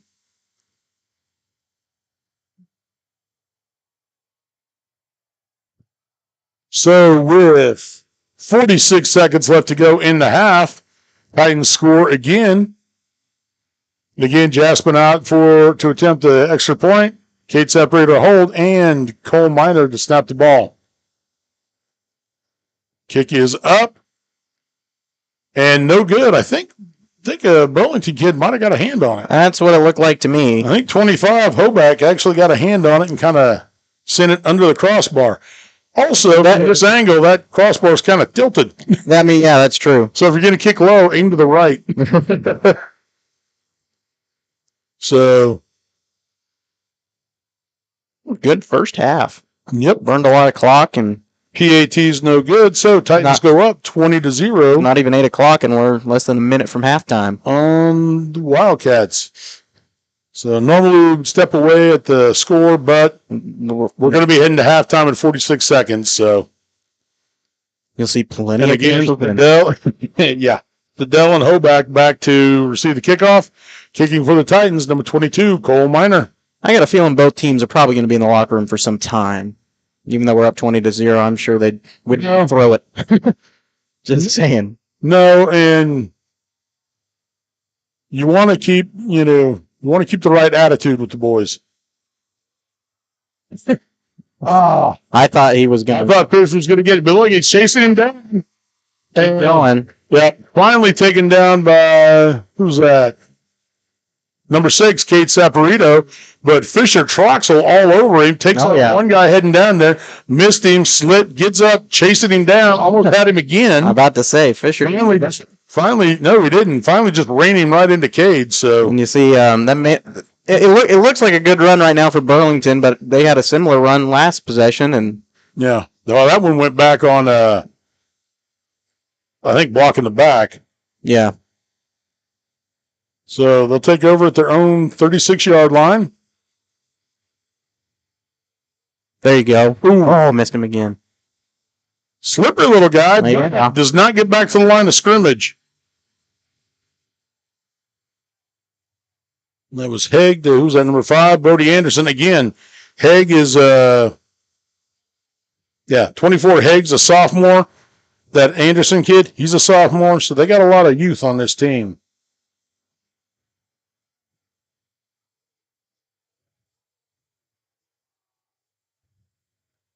13 in motion. Pass out to number 2. Met immediately. Webb, and he's caught immediately by number 35, Cy Schuberger. And that's going to end the first half as the coaches run into the locker room. Yep, and that is it. So at the end of one half of play, Titans lead 20-0 over the Burlington Wildcats. You are watching Titan football on Columbus Sports Live, brought to you by Mercy of Columbus. We're going to step away for for a little bit, and then we'll come back with a halftime show, give you some halftime stats, and try to update you on the other CNC teams' efforts tonight.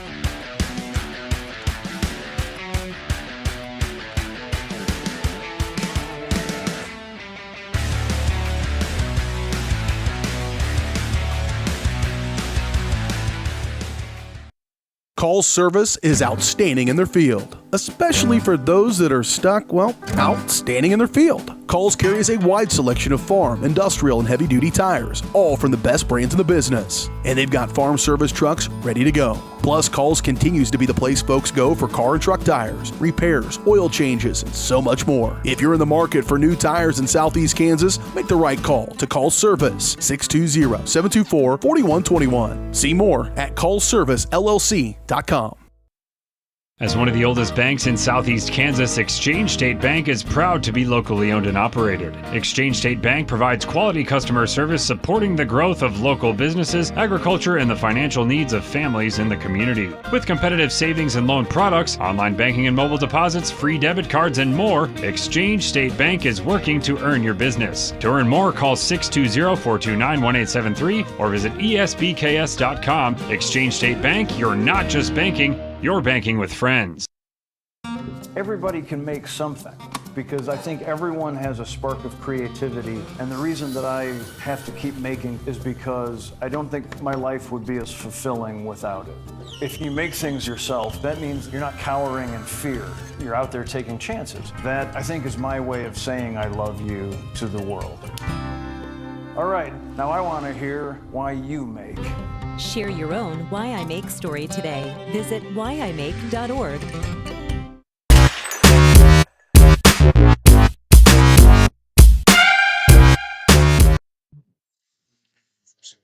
Okay, that's fine. All right, everybody, welcome back to Columbus Sports Live as we kick off the Crossland Construction Halftime Show. Your career awaits with Crossland Construction. Start with Crossland right out of high school with their internship and apprenticeship programs. You can learn more at crossland.com/careers. I'll move the camera over here a little bit. You can watch a little bit of the band, or no, that's the cheer squad. The band will be coming up shortly, I think, unless they already did. I haven't been paying attention. I've been trying to get stuff ready to go.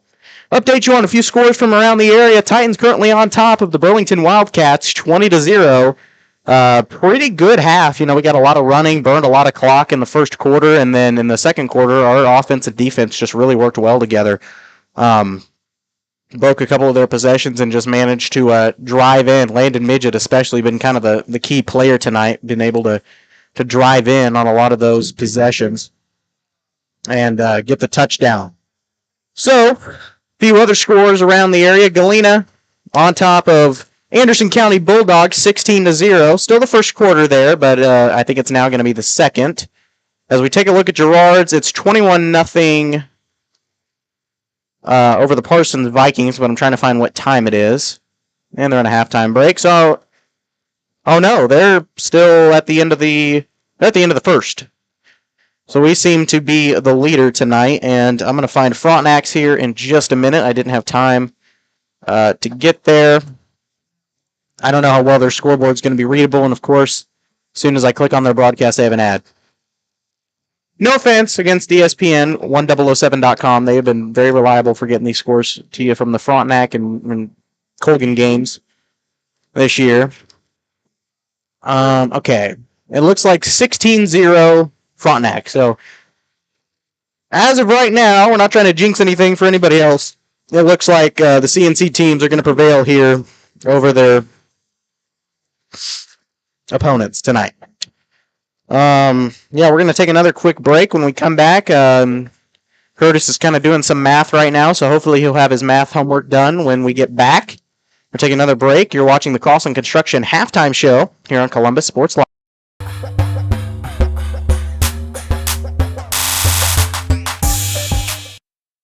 Whether you're trying to make the most of the next harvest, navigating a changing business landscape, or planning for the next chapter in your life, the professionals at Prime Accounting Solutions are here to help. With 10 locations, Prime Accounting offers convenient, friendly accounting and tax services at a fair price. Payroll, bookkeeping, business planning, personal tax filing, and more. And now Prime is the place to go for insurance. Titan fans can find us at 404B North Grand in Pittsburgh or call 620-232-7305. To find a location near you, go to primeaccounting.net.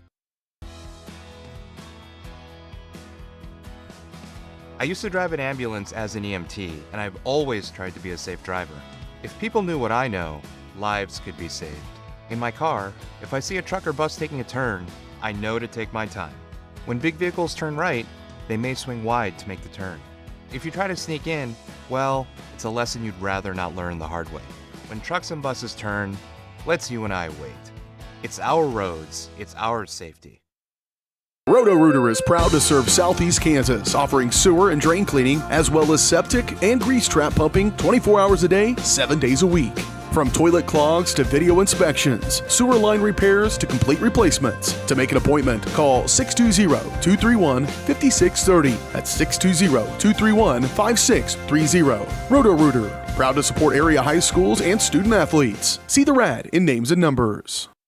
What would happen if I had to pick up the phone to call 911 for one of my family members or one of my neighbors? What would I do if no one was on the other end to respond? What if there was no 911? So you can be a part of the solution. Anybody can be a firefighter. Male, female, younger, older. We have school teachers. We have leaders in business. Is me, you, anyone that wants to be. There is no typical firefighter. Having the right branding, graphics, and overall look to your business is vital. Luckily, there's Vital Signs in Columbus. Vital Signs Sign Company has been the four-state's choice for vibrant, eye-catching signage since 2001. From small stickers and leather patch hats to lighted pole signs, digital signs, banners, and more, Vital Signs takes you from concept to design to installation. Up your graphics and promotion game with Vital Signs. To see more of their work, follow them at facebook.com/Vital Signs Sign Company or call 620-429-3000.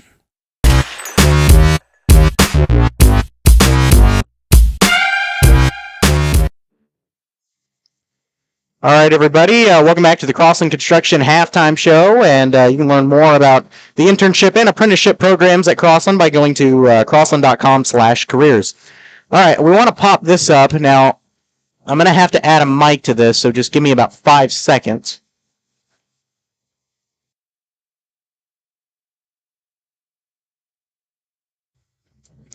Okay, hopefully everybody can hear me, but this is the top of the bracket. I could not fit every part of the bracket onto this graphic because it was pixelated and blurry. This itself is not the best picture, but well, looking at it, most you can of the see. fans probably don't care about what's going on. I'm about to say, you can see all the CNC teams. Frontenac 5-3 taking on Iola 2-6. So I'm going to use this fancy tool here called Whiteboard.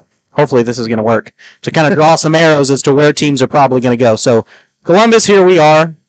Hey, look at that. I'm hoping this is showing up. If not, I look like an idiot. Yeah, there's Columbus. Galena probably going to be down here tonight over the Anderson County Bulldogs. Columbus will keep things rolling. Most likely going to be going to Galena next week, taking on the Bulldogs in a rematch. We don't really care about Wellsville and Royal Valley, but looking at the record, I'm assuming Wellsville is going to go down here. And looking at the record between Topeka Hayden and Baldwin, the Bulldogs down there, one of our other channels. Topeka Hayden's usually pretty good. Well, they're 7-1. I'm going to assume they're going to go down here. Girard 8-0. They're most likely going to go down here. And Frontenac will also beat. So, from what it looks like, Girard and Frontenac are going to be... Wait, no. Yep.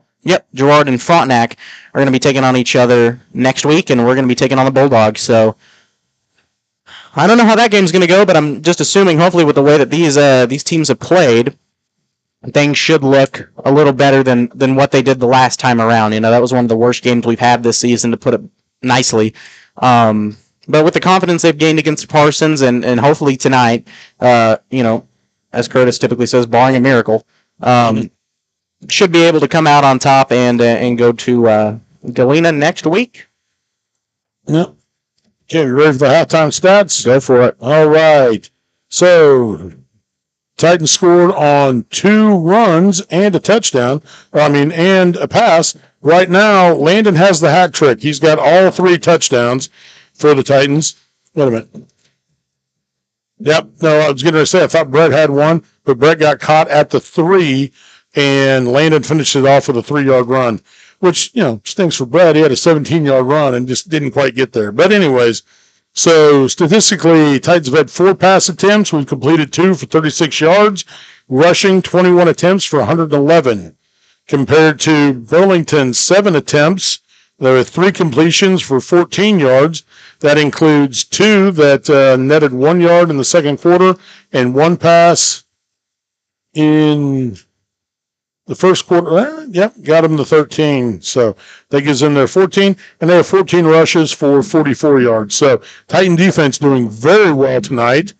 The only downside the Titans really had tonight is they gave up those 2 sacks early on in the first quarter. I believe that was in the first or second series, and one of them came off a high snap, and one of them came off of the high snap that Brett was able to grab quick, but just not getting him enough time, not getting the Burlington players blocked. So it's going to be interesting to see what Burlington tries to dial up in the second half, because they've got to figure out some way to stop Landon, because right now they're not doing it. Yeah. Even when they do get him quick, he's still getting 4 yards at a time usually. And so a bad thing for us, though. No. If Lane can keep driving through, more power to him. It's good to push like that. No, it's definitely what we want to see. But especially as we head next week into most likely, I'm not going to jinx it, but going into Galena, get ahead of yourself. Most likely, I'm going to start saying that. Going into Galena next week, it'd be nice to kind of have our own Tyler Little and Zane Turner. Well, and now, I know this is not a popular opinion among some, but Tyler Little's very good. He is very good. Well, yeah, I think we made size for. I think we made him look better than what he truly is. Yeah, and that was in the midst where we had some strife on the team, some lack of togetherness. These last 2 weeks, 2 to 3 weeks, this looked like a completely different team. Yeah. Especially last week. And, they've been playing how they were expected to play after that. And they've been playing the way they're capable of playing. This is what we expected after Girard. We expected them to come out like this. They kind of did against Afton, but that was after the cupcake team. That was kind of a false impression because, Afton's not that good. But The sad thing for them is they've been good. They're just down right now. But here's the thing. And then we ran into that actual tornado in Lafayette. So Rarely. But that's the beauty about the playoffs is that we can forget all about that. It's like, exactly. It's like starting over. It's like starting your season again. Yeah. And so that's the beauty of it. Those games don't matter. District matters. You can win 3 games, get a district playoff game, get into the playoffs, and go as far as your ability could take you. I was about to say. And right now, any win for this Titan team is going to be better than what we saw last year. We went to Frontenac first round last year, and I think, from what I can remember, we got 1 touchdown out of the 4 or 5 that Frontenac most likely got. Not a pretty game. Year before, fell to Girard in the first round. That was an upset. So, yes. It's odd to say that losing to Girard was an upset, but that year we were 8-0, and we looked like we were going to go far in the playoffs. And yeah, looked like we figured this out. And that was it. We had played Girard to open the season.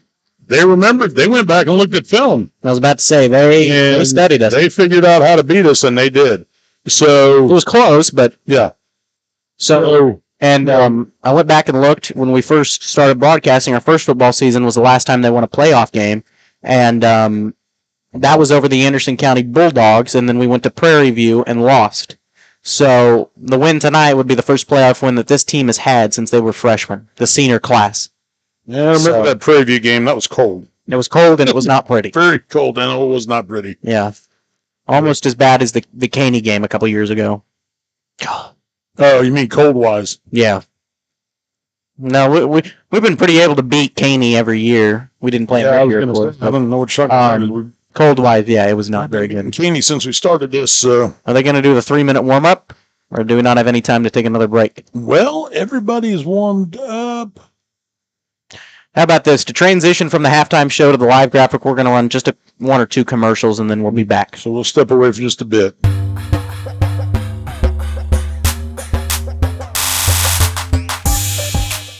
Call service is outstanding in their field, especially for those that are stuck, outstanding in their field. Calls carries a wide selection of farm, industrial, and heavy-duty tires, all from the best brands in the business. And they've got farm service trucks ready to go. Plus, Calls continues to be the place folks go for car and truck tires, repairs, oil changes, and so much more. If you're in the market for new tires in Southeast Kansas, make the right call to Call Service, 620-724-4121. See more at callservicellc.com.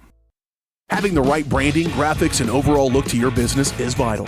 Luckily, there's Vital Signs in Columbus. Vital Signs Sign Company has been the 4-state's choice for vibrant, eye-catching signage since 2001. From small stickers and leather patch hats to lighted pole signs, digital signs, banners, and more, Vital Signs takes you from concept to design to installation. Up your graphics and promotion game with Vital Signs. To see more of their work, follow them at facebook.com/Vital Signs Sign Company or call 620-429-3000. Everybody can make something because I think everyone has a spark of creativity, and the reason that I have to keep making is because I don't think my life would be as fulfilling without it. If you make things yourself, that means you're not cowering in fear. You're out there taking chances. That, I think, is my way of saying I love you to the world. All right, now I want to hear why you make. Share your own Why I Make story today. Visit whyimake.org.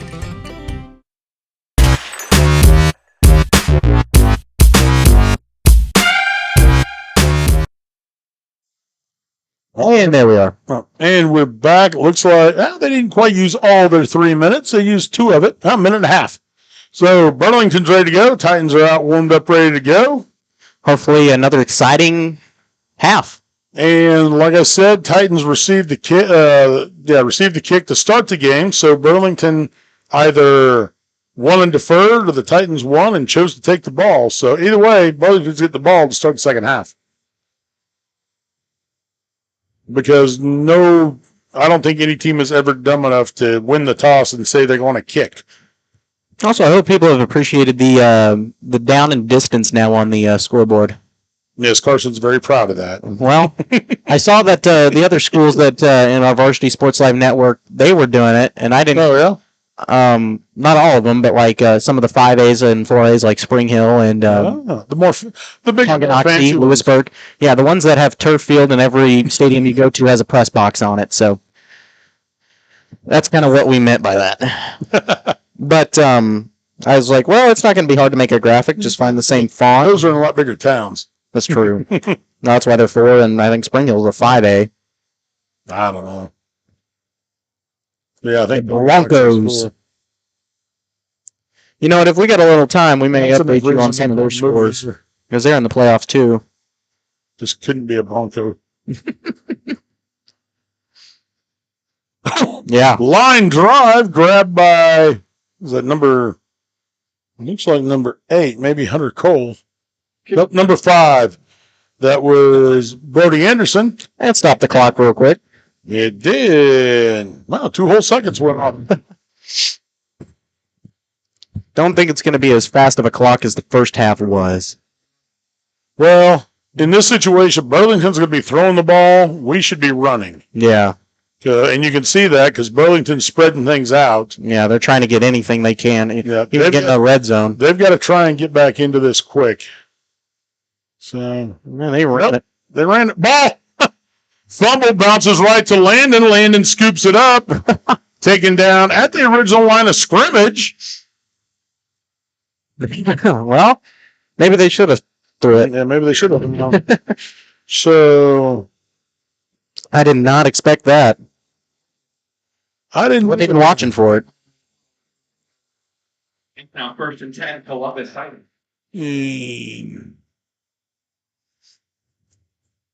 I think that was Haig carrying the ball.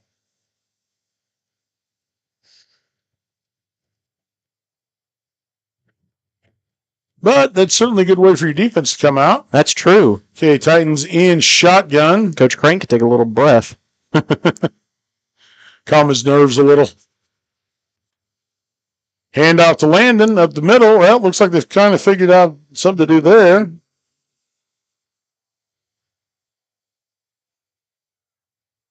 Going down to number 33, Carson Bain. I thought they were going to say me for a minute. I'm like, what? And Landon didn't get anywhere on that.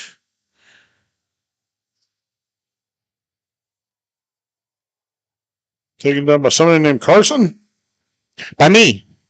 Yeah. I'm playing 2 roles tonight. I want to see you gear up and go tackle somebody. I can put on a headset and be a coach. There you go. Hamilton with the carry over the right side. He makes a nice cut. Down to the 10, 5. Oh, and taken out at about the 2-yard line. Yeah, he didn't have enough room to kind of cut the corner and go. 28. Hey. 25, So, that's what stinks. He gets all these yards, and then so that'll bring up 1st and goal for the Titans from the 2.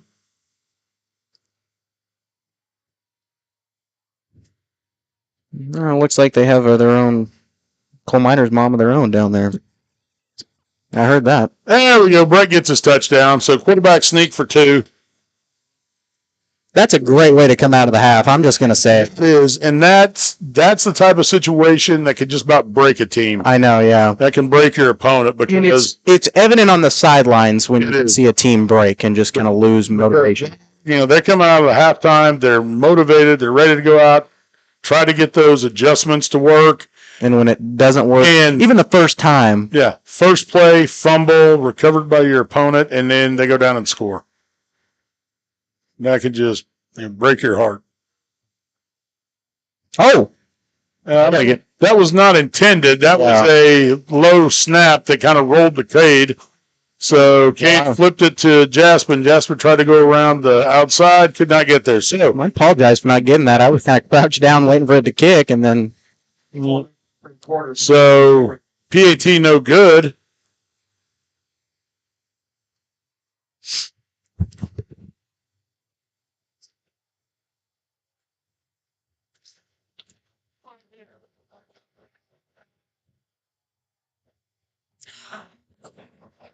So Titans will kick off again. Maybe it's the music. I don't know. I think we had that ongoing. They started playing good music, so I wouldn't. We had that ongoing joke at the state tournament, where when somebody was up to bat, they played country, and when somebody else was up to bat, they played rock and roll. I don't remember if that was for us or against us, but well, I don't know. If it was against us, it didn't work. no, because we got to the state championship. Yep. And that one taken by Stadell. Nice. The field grab. Was that Fisher? Nope. Landed again. No, that was Fisher. Yeah. Okay. I'll say the way Fisher flew down there earlier, I figured it was probably him, but it was. So Fisher wasn't going to let somebody slip out of his arms that time. No, not that time. He was down and ready. So nice tackle there by Fisher. Takes him down on the 17-yard line. So that's where Wildcats will start over again. But now I know what I was going to say is, as some around Columbus like to put it, we're the public school state champions. That is true. We are public school state champs, reigning. Hopefully we can get the full title this year. That's a ways away. Yeah. We still got basketball season to go through. Yeah, and the rest of this to finish up. Yeah. Oh, pass to number 13. Nicely done. But as soon as he catches it, he just gets piled on. Yeah. Didn't get very far once he caught it, but he did get enough for the first down. Number 8, Raymond Mitchell. And that one went to number 13, Grant Haig. So, brothers playing catch. I assume they're brothers. Maybe they're cousins or something.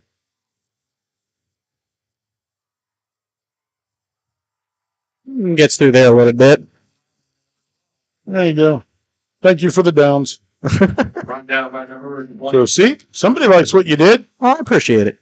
And looks like they got another first down. So, defense is going to have to tighten up, get a little bit of rush on him. But that's what they're doing, getting these quick passes out.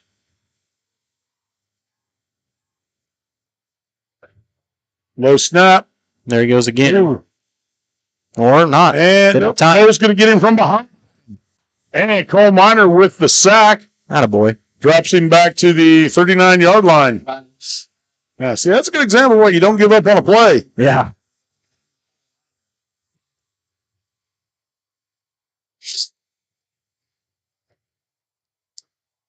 So loss of 4 for him there.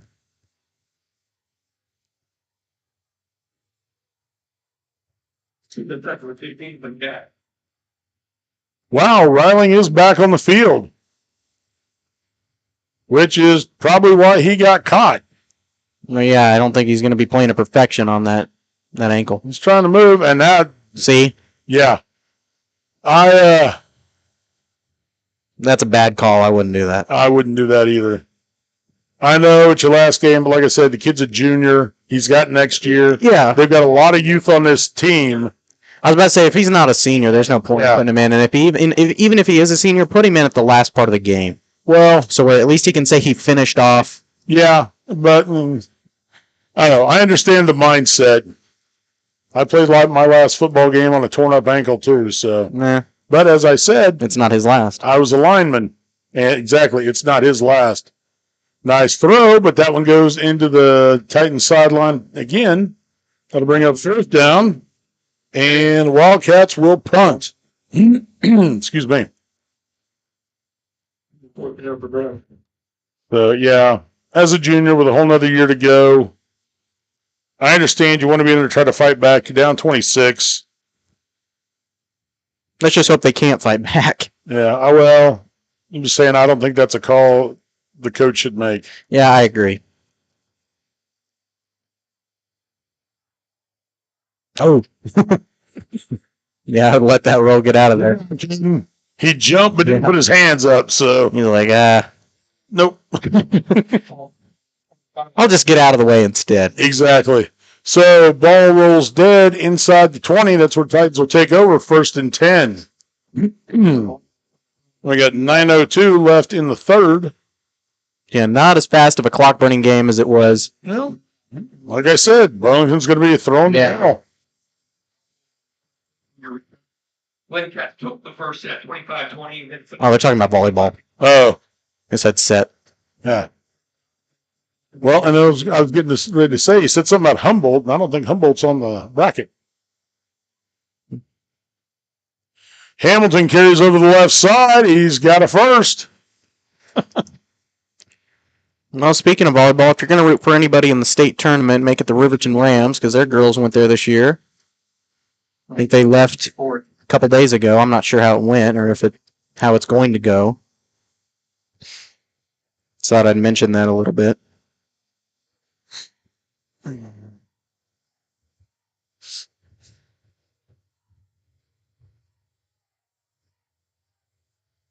Hey, Titans spreading things out a little bit. They trying to back those linebackers off a little.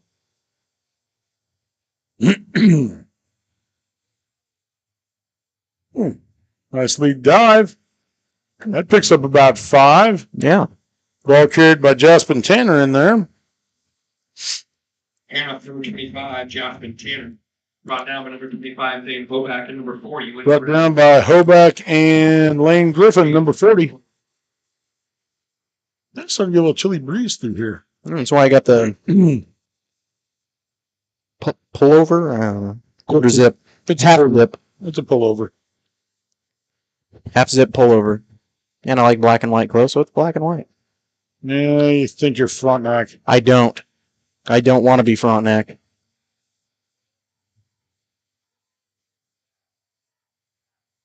Hey, handoff over the left side. And one taken, I think, by Landon again.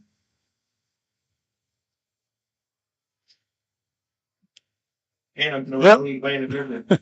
Comes up barely shy of the first down, so he picks up 4 3/4 yards. I mean, to get technical, if you want to say that I want to be Frontenac, look at what our coaches are wearing. Black. They're wearing black, not black and white, black and red. They don't make this in black and red. And I actually do have a white and red one. Yeah, it says Nebraska. Well, I mean, okay, fine. I'll get a white and black one. I actually have a white and gray one, but. No, I just find it funny you have a Nebraska one, even though you're not a Nebraska fan. And Brett pushes his way forward. He needed about half a yard, so he just goes ahead and gets 3. In my defense, when I bought it, the photos did not show it as a Nebraska hoodie. They showed it just like this, except it was white with a red patch. They didn't show a big red N. No, and they didn't show the Nebraska on the back. So I got scammed a little bit, but it's fine. That's funny. Some death metal screams down here. Yeah, from like 9-year-olds. Yeah, maybe they like some death metal or some hard rock. I don't know why anybody likes death metal.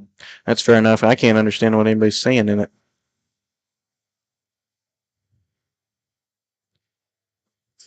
That's how I knew I was getting old, when I thought it was just noise and grunting. I think that now. Well, we've already established you're kind of old anyways. I appreciate that. And Brett pulls that one, takes off, picks up, I'd say 9 on that one. Number 5, Hamilton, no carry, brought down by number 33, Carson Bangs. Brought down by number 33, Carson Bangs. Oh, they spelled it wrong. It's spelled with a K. That's why I couldn't find it earlier. Dang. It's Carson Bangs. Well, you foiled my plan. It's not me out there. Tried to convince everybody, but put it wrong on the roster.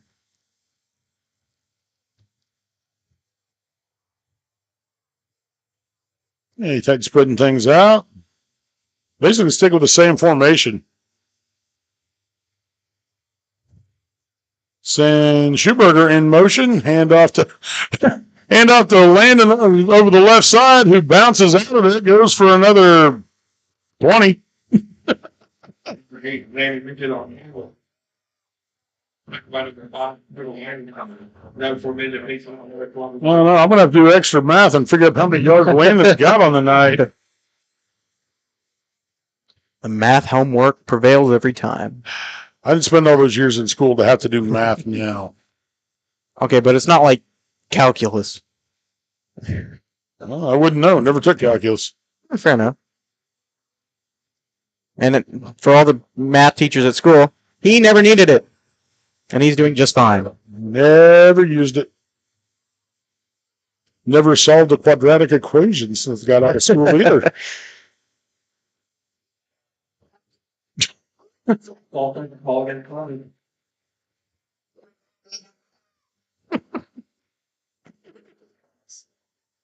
Maybe. Might be going through our mics. We don't know. Kids down here asking if you can hear them. Yeah. The main thing is just don't say anything that can't be said over the air. Thank you. Yeah, that's all right. Just keep it clean. Yeah. Keep it clean. Good. Oh, and there's the parents. And there's the mom yelling at him. Well, Way to go, Mom. Well, they had an older kid come up and apologize. Yeah. And it looks like we had lost 5 yards on that penalty. So false start. So you ran that. She just came down and told him, I'm watching the game. I'm not supposed to be watching you. Now sit down. Yeah, that's definitely a mom. Hey. So Titans pick up a couple on that one. Doing a job. Yes. Making sure that her kids don't go everywhere. Fortunately, I've seen too much of that where there's some 2-year-old running across the track and I'm like, I don't know where you're supposed to be. Yeah. Okay, Titans looking at 2nd and about 13. Hamilton with the keep, heads up the middle, spins. Oh, and we got another flag. That one, I'm going to guess, is probably a hold. Yeah. That was laundry on that one. Yeah. Between the kind of clump of players there and everything going, yep, White Hat says a hold. So that'll back the Titans up 10. So that's going to make it 2nd and 22. Maybe Lena can have another big drive somewhere in there. Yeah, just run him off the right side here, the wide side of the field, and see what he gets. That more off-tackle to outside. Although that screen worked nicely earlier, too.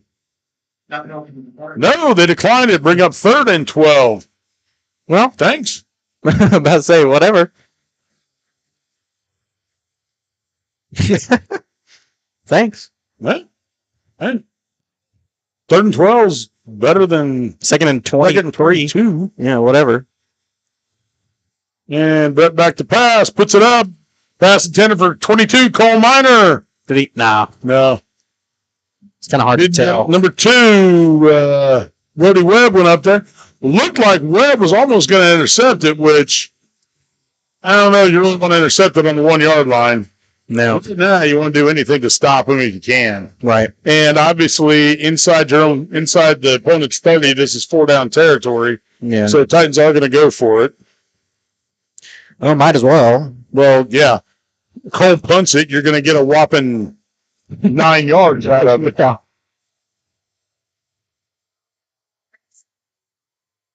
Hamilton with the carry, gets back left, and gets back to the original line of scrimmage before all the penalties. So, Triple. Line on 33, Carson Banks. hey, there we go. Carson Banks again. So, picks up the 2. They got it back to the original line of scrimmage when they had first down, but couldn't get the first down. So, Burlington will take over on downs. Have it 1st and 10 at their own 33. With 3:20 to go. In the 3rd period. Yep.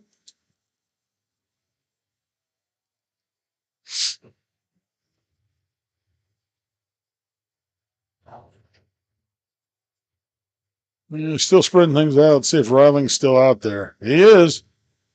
I got a quick pass off that time. And looked like his receiver slipped when he took off. But he does get about 5 on the play.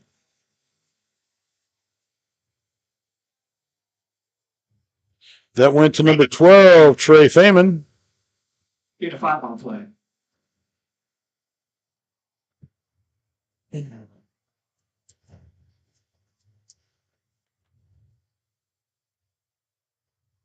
Same play. Same play to the same player. Yeah. That one went for about 10.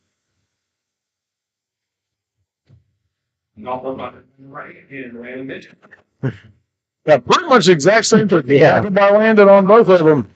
They might be a little sick of saying his name tonight in the PA booth. Oh, yeah. It happens that way sometimes. Yeah.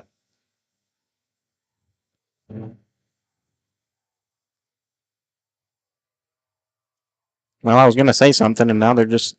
I was waiting. 10 seconds left on the play clock. I got it off. Riley fakes hands it off, fakes the pass. That ball carried by number 10, Cody Long. Finally taken down by number 8, Landon Midget, who was all over the field. And that picked up about 25 yards. So it's the Wildcats a new set of downs. Rowling throw to 5, and that one falls no good. Intended for Brody Anderson. Pass number 21, Hunter Riley, intended for 5. Brody Anderson falls.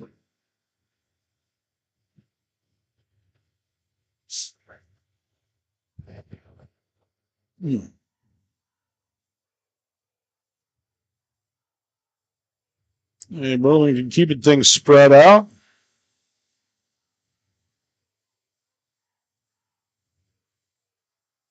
Riley looking at the pass, puts it up, and way long. Yep.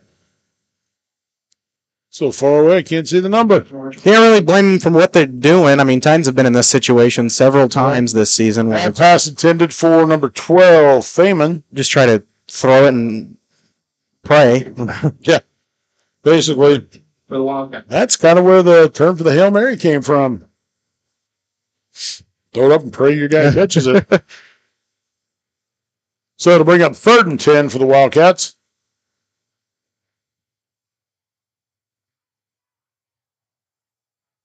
Handoff up the middle. Carried by number 10. Number 10, Cody Long. Cody Long. He picks up 5 on that one. Gains 5 in the play. Bring up 4. That'll bring up 4th and 5, and this is obviously 4-down territory for the Wildcats. Yep. Pretty much everything from here on out is 4-down territory. Yeah, pretty unless they're deep in their own end.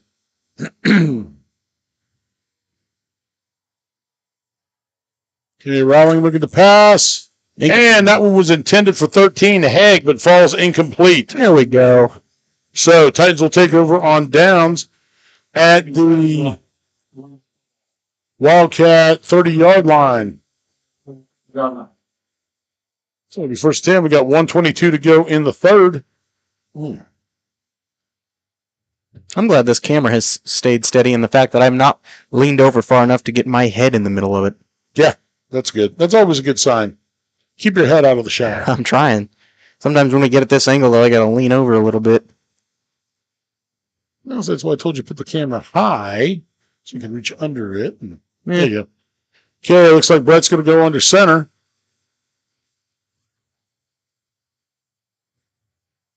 And that's a Landon over the right side. He pops it out to the left, the left side, pops it out. This is a mess. Yeah, gets caught in a big old pile there.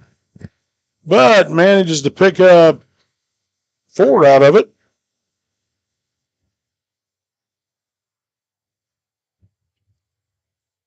And it's number 25, Jasmine.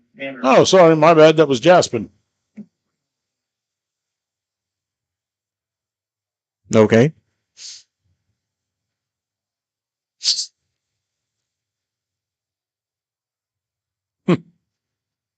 Very cold to switch sides there. Titan stayed in that I formation.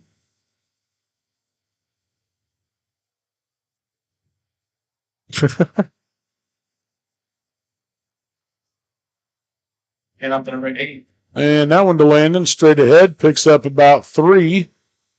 Picked up 2. 3rd and 5. Player bring the 3rd 5.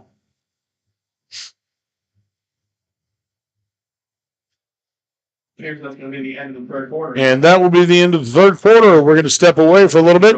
You're watching Titan football on Columbus Sports Live, brought to you by Mercy of Columbus.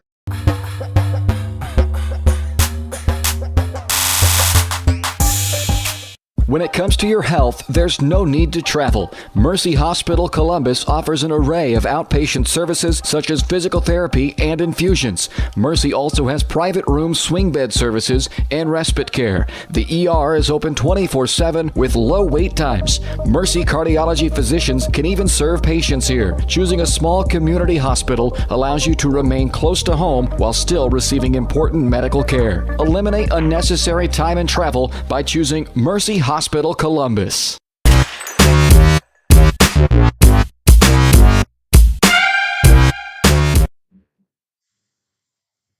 All right, we are back. Coaches having a little talk to the players. Well, they're getting ready to switch sides.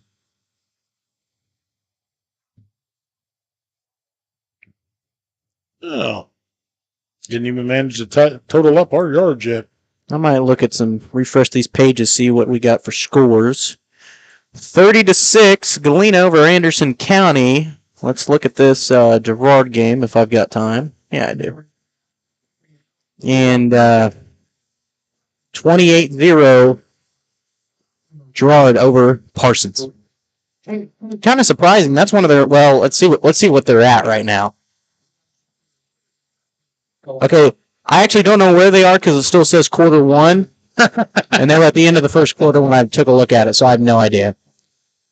They might have been at the third quarter at that time. I have no idea.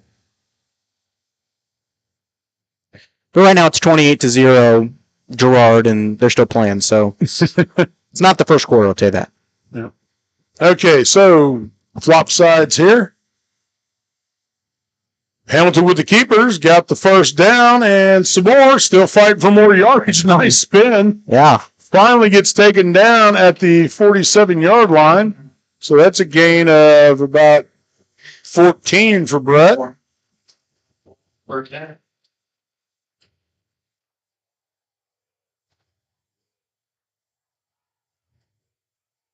So that's a good way to start the fourth quarter.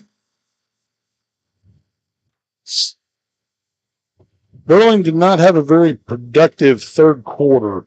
No. They had one rush for 0 yards and 6 completions for 46. We, on the other hand, had 13 rushes for 92 yards just in that quarter. Yeah, that helps me see a little better. Yep. Tilt the camera. Yeah, Schuberg went in motion, handoff over the left side. I think that might have been Tanner. Number 8, Lincoln Midget on the carry. Nope, I said Midget carried that one.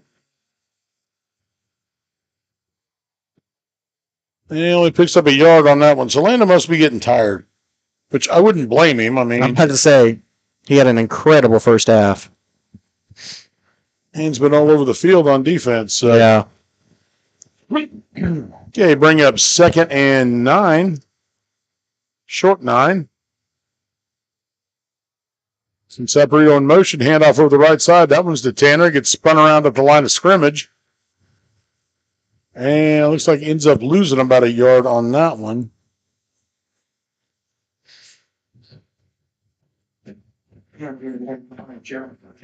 So 3rd and 10 for the Titans.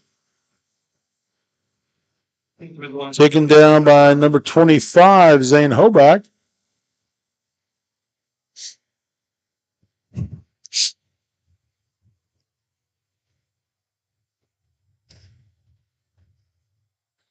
So Titans looking at 3rd and 10.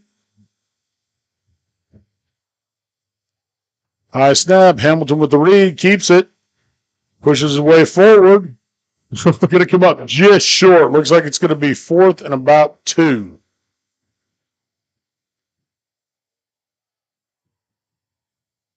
Like to see what. Well, that's not a good mark. Good spot. Bag number 33. That's more like a gain of 6. So 4th and a short 4. And it looks like Titans are going to go for it. So yeah, might as well. Coach has a lot of confidence in his defense right now and in his offense to go for it, but confidence in the defense that even if we don't get it, they'll hold. So yeah.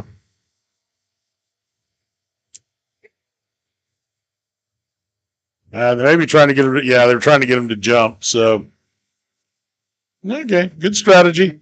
So timeout call by the Titans. we're going to step away real quick. You're watching Titan Football on Columbus Sports Live.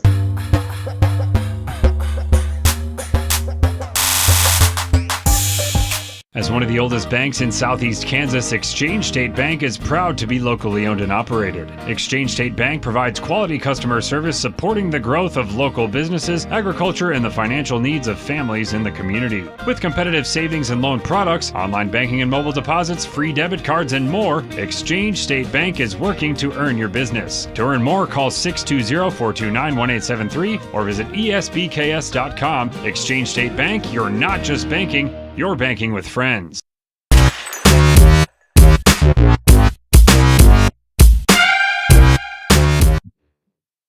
Sounds like cannon fire. I don't know, somebody's really beating the tar out of a bass drum down there.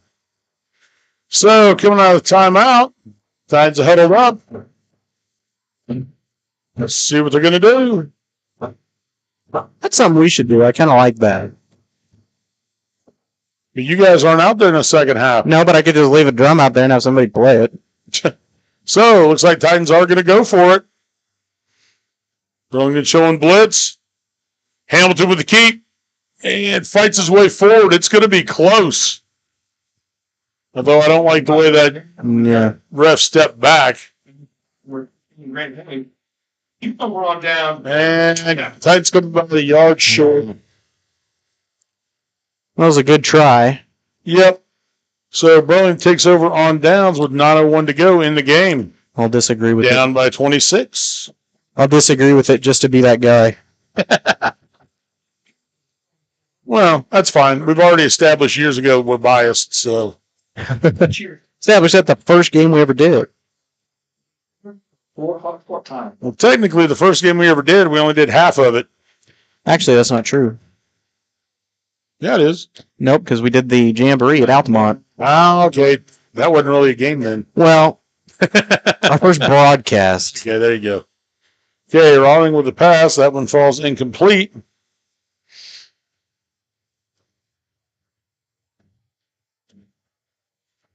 So that'll bring up 2nd and 10 for the Wildcats.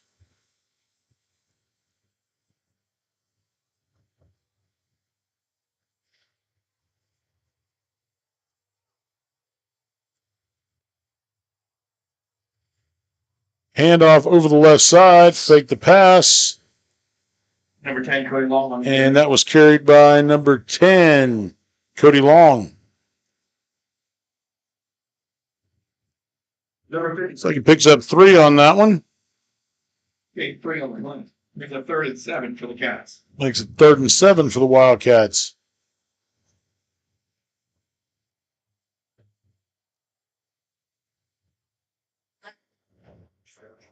Wow, brought pretty much everybody in. Sends a man in motion. Heading upfield, roll out, looks like. Lobs it up. Caden Cox with the interception. There it is. And Caden is in the open. He is down to the 15-10. He's gone. He is in.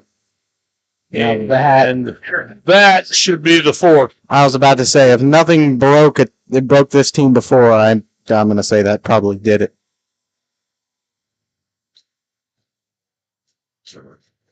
So, Caden Cox with the pick 6 for the Titans. Nope. What? Well, they got it on the scoreboard, but, yep, there's a flag, so that's going to remove the touchdown. Isn't that convenient? Yeah. Does it remove the interception? Well, we'll find out. I should take a screenshot of the computer right now. It says 32-0. Holding they're calling in Columbus. Oh, whatever. We want Titans. Can't get too mad because it's... but it was after the interception. Okay. No pick 6. Take Caden's pick 6 from him, but... He did get the interception, so... He does get the interception. We'll take it. You can't get too mad when you got the ball. No. No, not when you get good defensive play like that. And I think that one just hung up there and kind of floated on him. Yeah. So I think his lack of mobility is not helping his throwing any. Hamilton back to throw, puts it up. Nice. That one, Cade got, comes down with it. He gets down to about the 25-yard line. So Oh, that's a gain of 24 for Caden. I'm about to say he wanted a little revenge after that call. Took his touchdown from him. Well, maybe Brett's being nice and trying to give him an opportunity to get it back. Or just get somebody in the end zone. There you go. Okay, so that gives the Titans a new set of downs.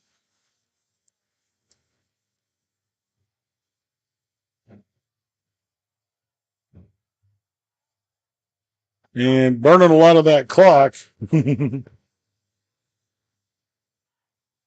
Hand off to Tanner up the middle. Finally pulled down. He's got the first down. Finally pulled down. Looks like he's inside the 5-yard line. Down to about the 3. Well, now when we're moving forward, we can't have it. Running back there, picks up the first down, breaking up first and goal. Yep, get down to the 3. Well, the Wildcat 3-yard line.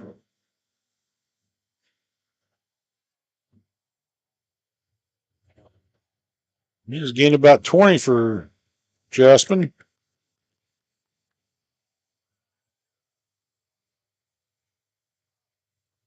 Okay, we've got a problem with, well, I don't know if we do, but my friend said it just started over. No, I hope it didn't. We haven't dropped any frames. Yeah. I haven't. It may just be his internet. I was about to say I will check it on our end and see if we have started over. I don't know what that necessarily means, but nope, we're at the fourth quarter, 7 minutes left. All right. On our end, so I think it's probably just here. And now it's 32. I don't know if he's on a TV or not, but sometimes you can just hit one button on a TV remote and it starts things back to the beginning. Oh, yeah? I don't know. Ooh, high snap. And it looks like the kick got tipped. Yep. So, point after is no good. Titans up 32-0 on the Wildcats. You're watching Titan football on Columbus Sports Live.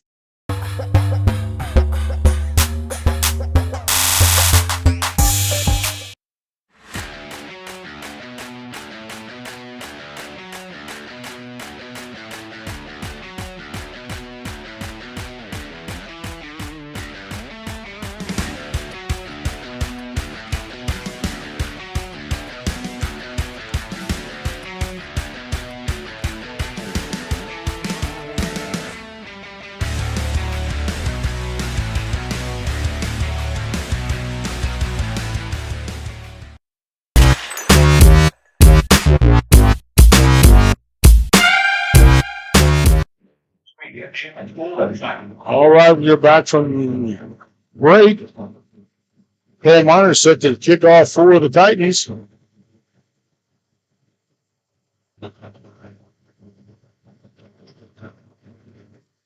And gets a nice one. That one goes back to Stadel. Stadel running hard in that. I'd say they made good runs after they got the ball, but they never finish. They run hard. So he's brought down at the 45-yard line. And they get up there pretty quick. Coach Crane wasn't lying in their speed. Yep. Now he's got it back on.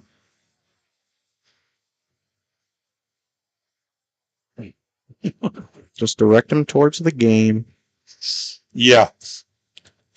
Yeah, that's the downside, being behind basically the student section. Well, I'm not sure if they're high school students. Well, no, they're not. They're children. My guess is you're talking junior high or sixth graders. Haig with a good run for the Wildcats around the left side. I say he's still going. Yep, picks up 10, almost 20 yards for the Wildcats. Hey. He's got the first down, gets the ball into Titan territory down to the 35-yard line.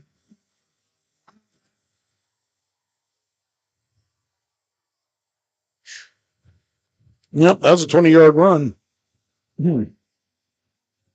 So how much time we got left? 6:20. Yep. Make it quick. Good news is it's not even 9 o'clock yet. Handoff. That one goes to. Oh. That one goes 25. Landon actually got plugged into the end zone. I was about to say, that's a.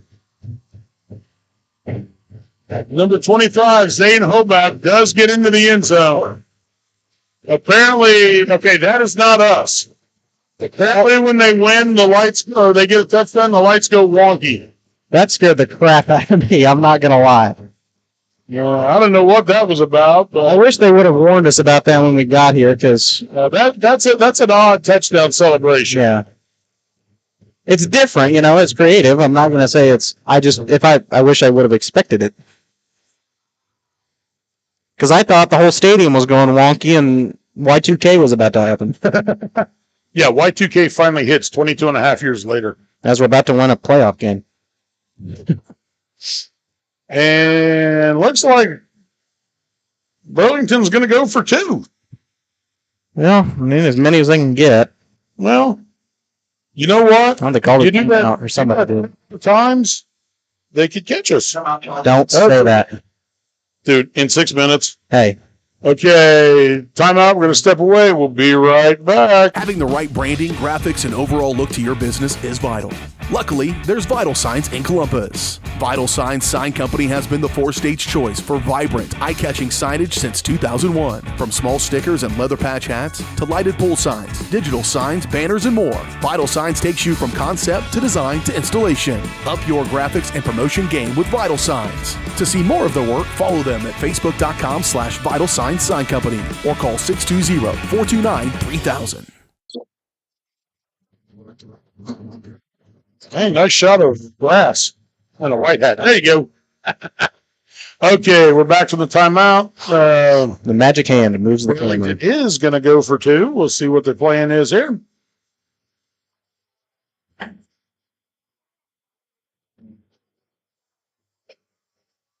Anderson in motion, handoff up the middle. Man, they were pushing that bomb. I couldn't tell who was at the back, but you could see their cleats just sliding. It's kind of blocking the light, hoping they wouldn't. Yeah, apparently they don't do that for a 2-point conversion. That's ever the more reason to make sure they don't get in the end zone. Yeah, that was annoying. I don't think it would have been that bad if I had known it was coming. Because to me, I'm just like, did we just lose all connection and power? Or? No, we didn't lose lights in here. It was just the field lights. I know, but I've just never seen a team do that before. No. Give it to them, creative. Usually it's something like, a cannon going off. Or for us, a bell. Gotta like the bell. No, it's fitting considering 90% of the crowd at home has cowbells. Might as well put a big one in there, too. That's fine, as long as they keep the cowbells away from us. Well, that was a curse word. Glad we don't have crowd mic. Heard that one. Told little brats to keep it clean. Okay, Titans have their hands team out there, expecting an onside kick. That's why we've only got one. Looks like landing deep. And squib kick. Is that Cole? No. No, covered by Jaspin. All I saw was the 2. I couldn't see the 5. So, Jaspin covers the squib kick. Titans will take over on their own 38. With 6 minutes to go in the game. Now to get interesting that Burlington's gotten on the board. Yeah.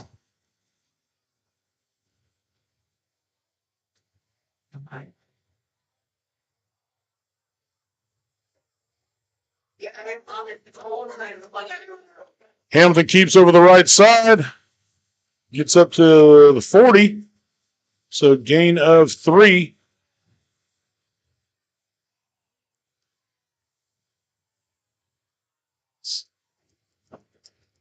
But more importantly, keeps the clock rolling. Yeah, that's what I want to see. Well, and no, they shorted him a little, said he only got 2. So Titans look at 2nd and 8.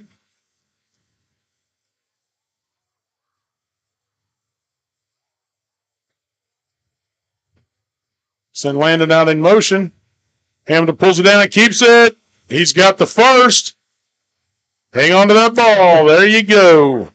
And finally take it down to the 50-yard line. He's been about as tough to pull down as Landon has in this half. Brett's not exactly a little guy. No, not by any means. So gain a 10 on that one. It's a new set of downs for the Titans, and they have the ball at the 50-yard line. Just under 5 to go.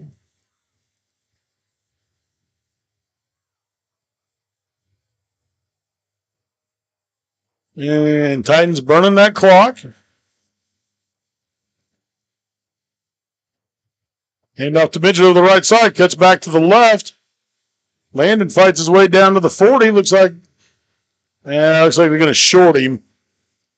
So again, 9.5. And 2 and 1. Oh, 10. Getting a 9. And finally brought down by 24, I think. Chance Haig. Yep.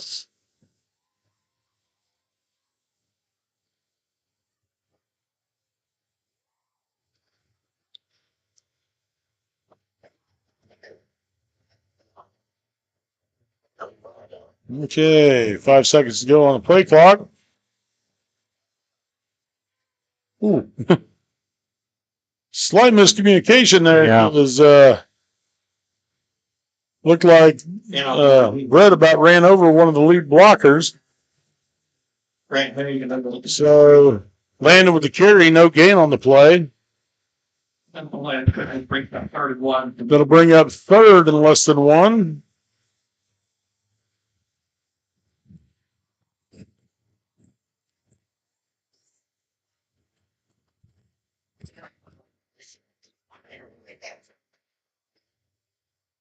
Huh?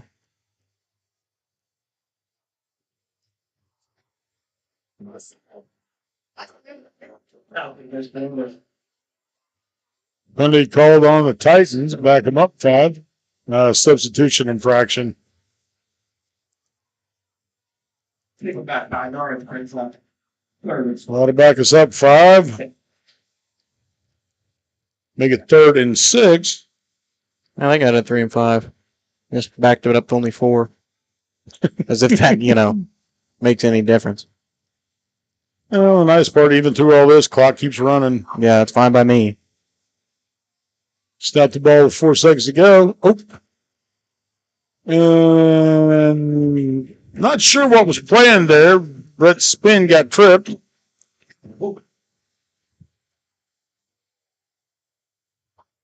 So we're now looking at 4th and 9. It's not good going from 2nd and inches to 4th and 9. No. So Cole will come on to a kick with about 2.5 minutes to go in the game.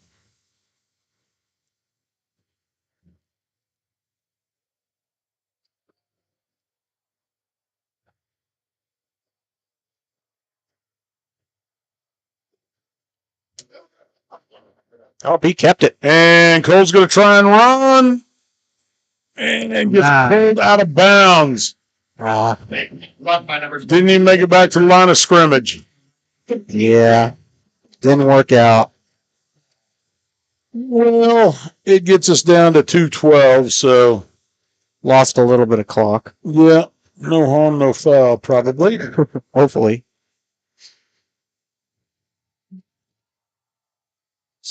So Burlington will take over 1st and 10 on the Titan 47-yard line.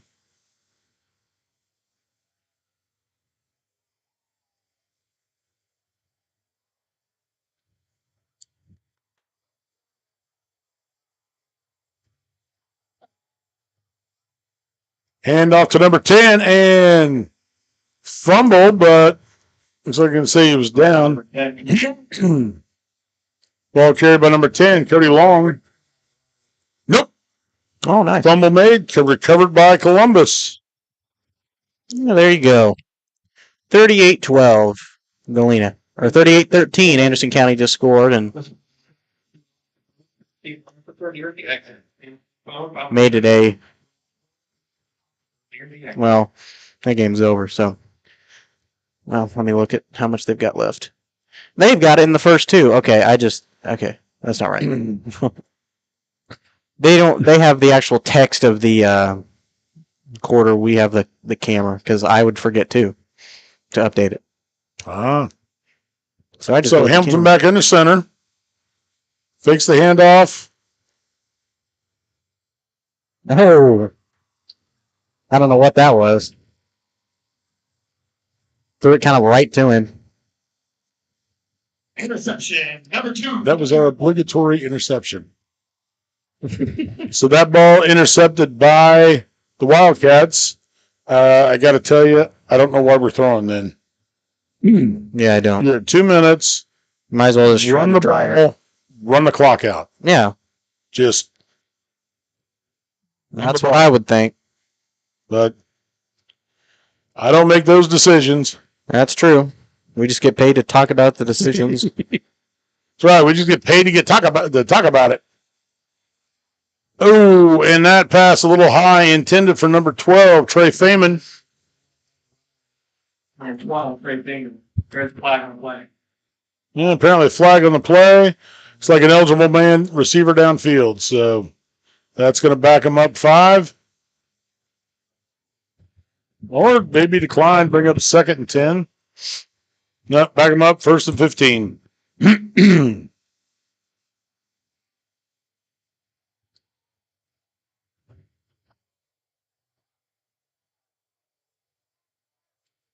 Takes back 5 yards. What's the fight in 15?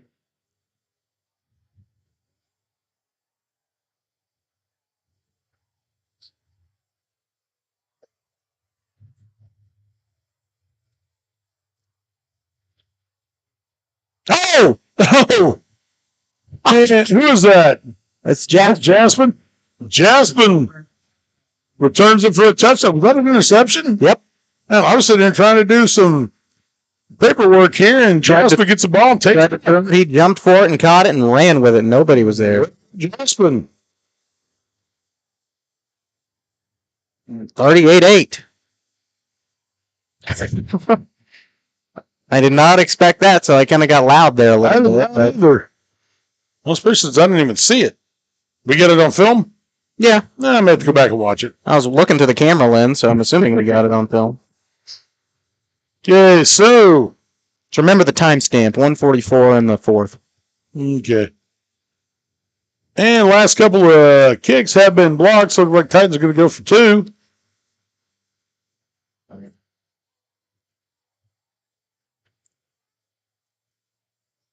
And Hamilton with the carry straight up the middle for the 2-point conversion. Very nice.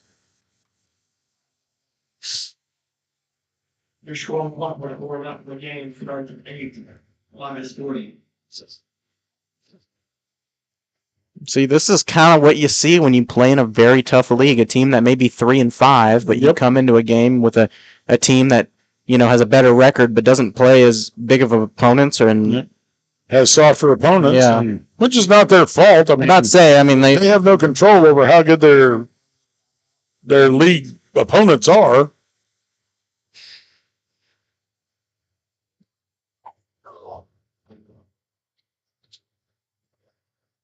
The CNC is just a tough league. We've had multiple teams make deep runs into the playoffs the last few years. Frontenac last year was a state championship match team, runner-up. Of course, they faced Andale, and, Andale hasn't been beaten in several years. It's because if you can't make it at a 5 or 6A in Wichita, you go to Andale. Yeah, they're like a 5A but a 3A, kind of. See, Columbus played back in 13. It was 14 or 15. The state championship game, and they had 5 guys went to Division I schools that year, and that goes out of bounds. So, penalty, they're going to back us up, make us kick again, or just take it to the 35?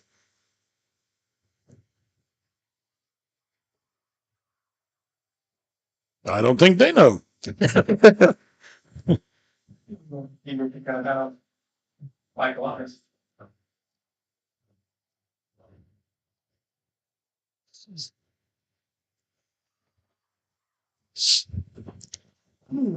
Well, looks like Burlington's going to take it at the 35. Fine by me. Nope, I'm good with that. Yep. They tried to do that last week and backed us up to the 30-yard line, I think. And still didn't work out for them. So I just took it at the 35.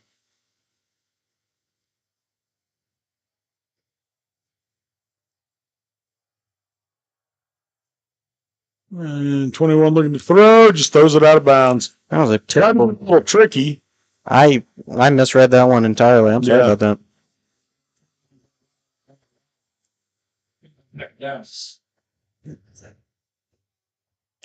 I was trying to look at the computer to get a better view, and then I was zoomed in and lost who had the ball. Yeah, trying to get a little tricky. Just didn't work for him. Once again, fine by me.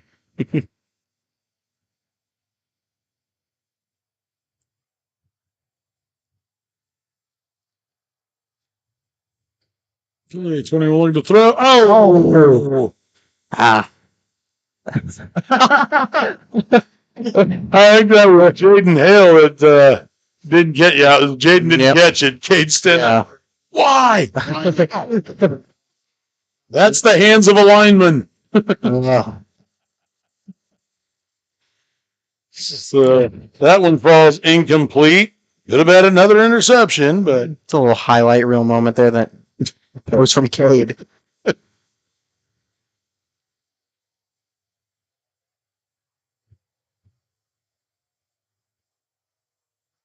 Like a little screen pass kind of flip out there. Didn't go much of anywhere.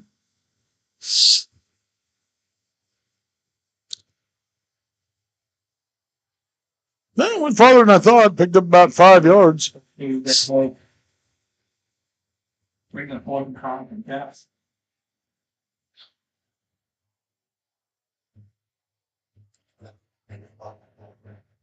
You're inside a minute to go.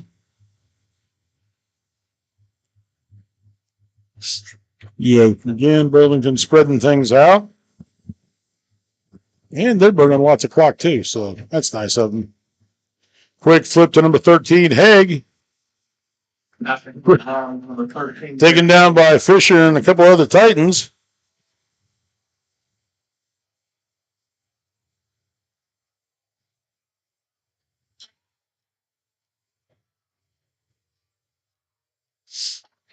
"30 seconds to go." Yeah, that one put up out of bounds. Pass by Hunter Riley. Well, that stopped the clock. Yep. Dang. Oh, well. Oh, well. It's Under 30. So that'll bring up 2nd and 10 for the Wildcats. Wow.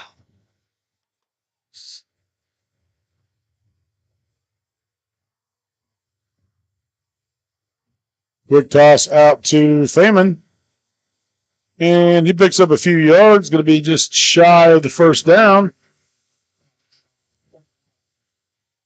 Fisher drops along under 25. Jack. Down to 10. But still have. And that's going to be nice. Picked off by Cole Minor. And he is. Come on, buddy. He's dead. Oh, my gosh. Right at the buzzer. Last play ends in a pick 6 for Cole Minor. Makes the final score 46-8. Not a much better way to end that one. No, you got to like that. That was dirty. A lot of good things from this game. That is it. We're going to step away for a little bit. We'll be back with our post-game show in just a little bit. Been watching Titan football on Columbus Sports Live, brought to you by Mercy.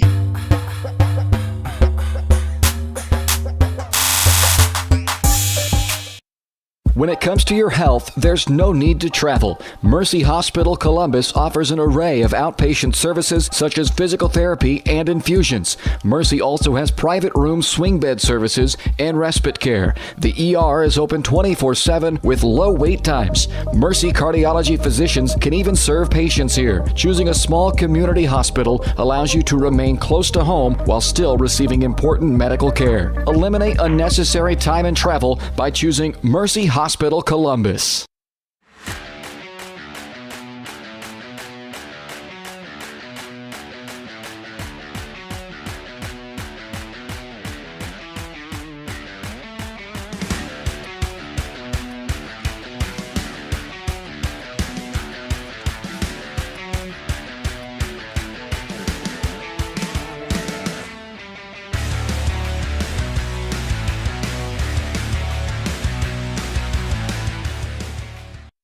Call's service is outstanding in their field, especially for those that are stuck, well, outstanding in their field. Call's carries a wide selection of farm, industrial, and heavy-duty tires, all from the best brands in the business. And they've got farm service trucks ready to go. Plus, Call's continues to be the place folks go for car and truck tires, repairs, oil changes, and so much more. If you're in the market for new tires in Southeast Kansas, make the right call to Call's Service, 620-724-4121. See more at callservicellc.com.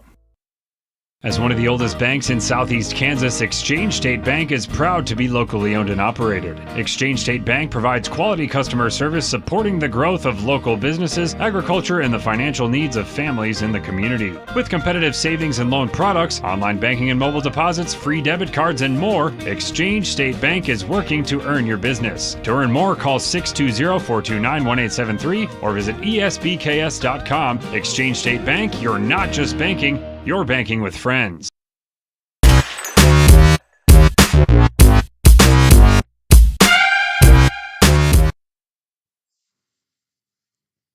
All right, everybody, welcome back to Columbus Sports Live here on what is a great way to start off the playoffs. A 46-8 win over the Burlington Wildcats. The lower seed takes the victory here tonight.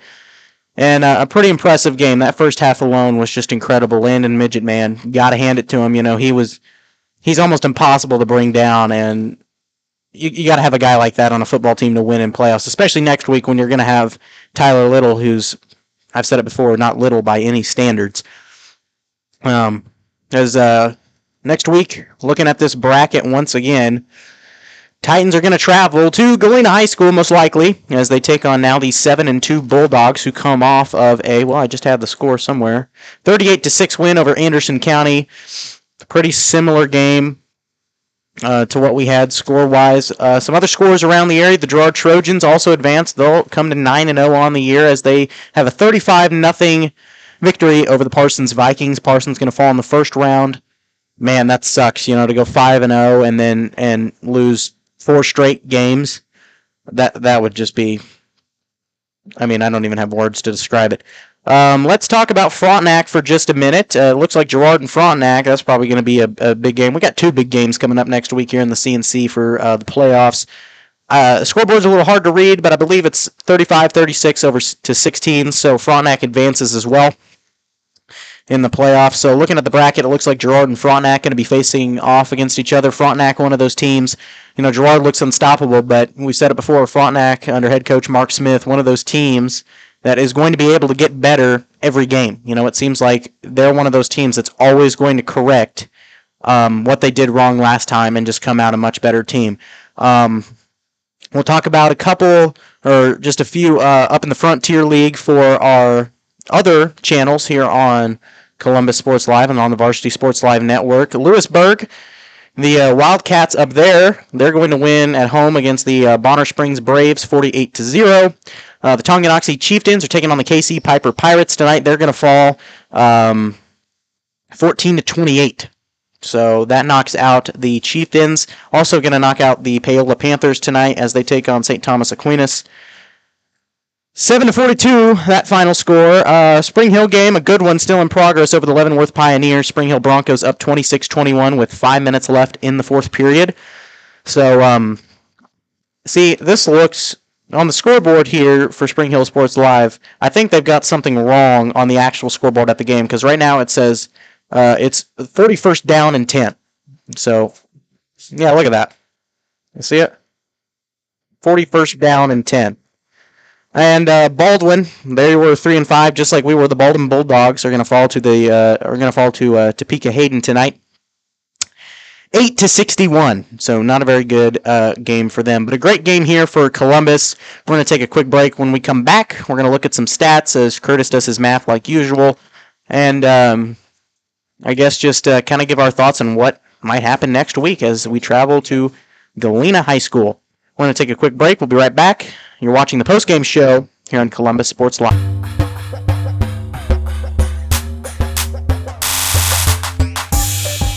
Whether you're trying to make the most of the next harvest, navigating a changing business landscape, or planning for the next chapter in your life, the professionals at Prime Accounting Solutions are here to help. With 10 locations, Prime Accounting offers convenient, friendly accounting and tax services at a fair price. Payroll, bookkeeping, business planning, personal tax filing, and more. And now Prime is the place to go for insurance. Titan fans can find us at 404B North Grand in Pittsburgh or call 620-232-7305. To find a location near you, go to primeaccounting.net.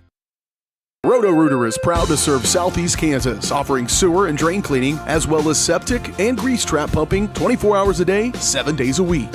From toilet clogs to video inspections, sewer line repairs to complete replacements. To make an appointment, call 620-231-5630. That's 620-231-5630. Roto-Rooter, proud to support area high schools and student athletes. See the rad in names and numbers. Having the right branding, graphics, and overall look to your business is vital.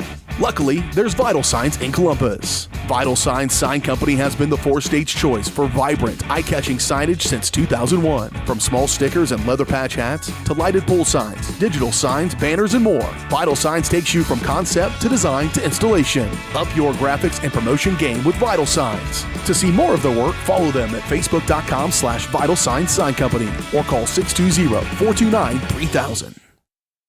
Question: what will you find on all over-the-counter or OTC medicine packages to help you choose the right drug and use it safely? The answer: the Drug Facts label. This label lists the medicine's active ingredients and purpose, how much to take, and warnings you should know before using it. Remember, even OTC medicines you buy without a prescription can cause side effects you don't want. So follow the information listed on the Drug Facts label. For more information, visit fda.gov/Drug Facts label. A message from the U.S. Food and Drug Administration.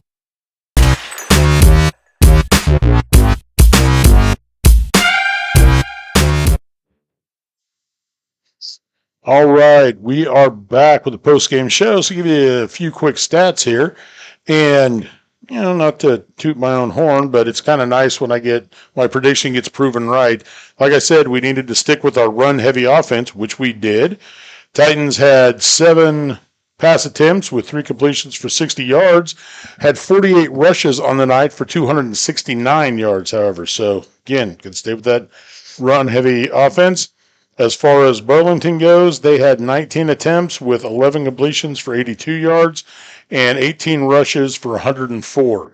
So, as Carson told you, Galena, Columbus, Girard, and Frontenac all advance into the playoffs. So, that kind of proves out my point that the CNC is a very tough league. We already knew it was tough in baseball, but it proves it's tough in football. I'm sure St. Mary's has advanced. Well, they advanced last night. Yeah, they advanced last night because Pittsburgh plays tonight. Yep, that's 5 CNC teams that moved on in the playoffs. I mean, it's not just here in football. I mean, Galena. I was going to say in basketball, Galena's been to state the last 3 years. They were in a state championship game a couple years ago. Frontenac has been to the state tournament 3 times in a row. I think St. Mary's Colgan is coming off twice. St. Mary's Colgan has had a long history of successful basketball teams runs. I was going to say that.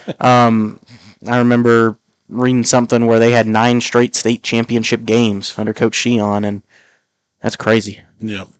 So nice to know that even though the Titans did not have a great regular season, they're making a comeback. And it shows how tough that conference can be. Yeah. So If you're having a down year, you're not going to win very many games. No. And now the bad thing is all those CNC teams get to play each other again. Yeah. So we're going to knock out 2 tomorrow. Yeah. Gerard will get to be next week.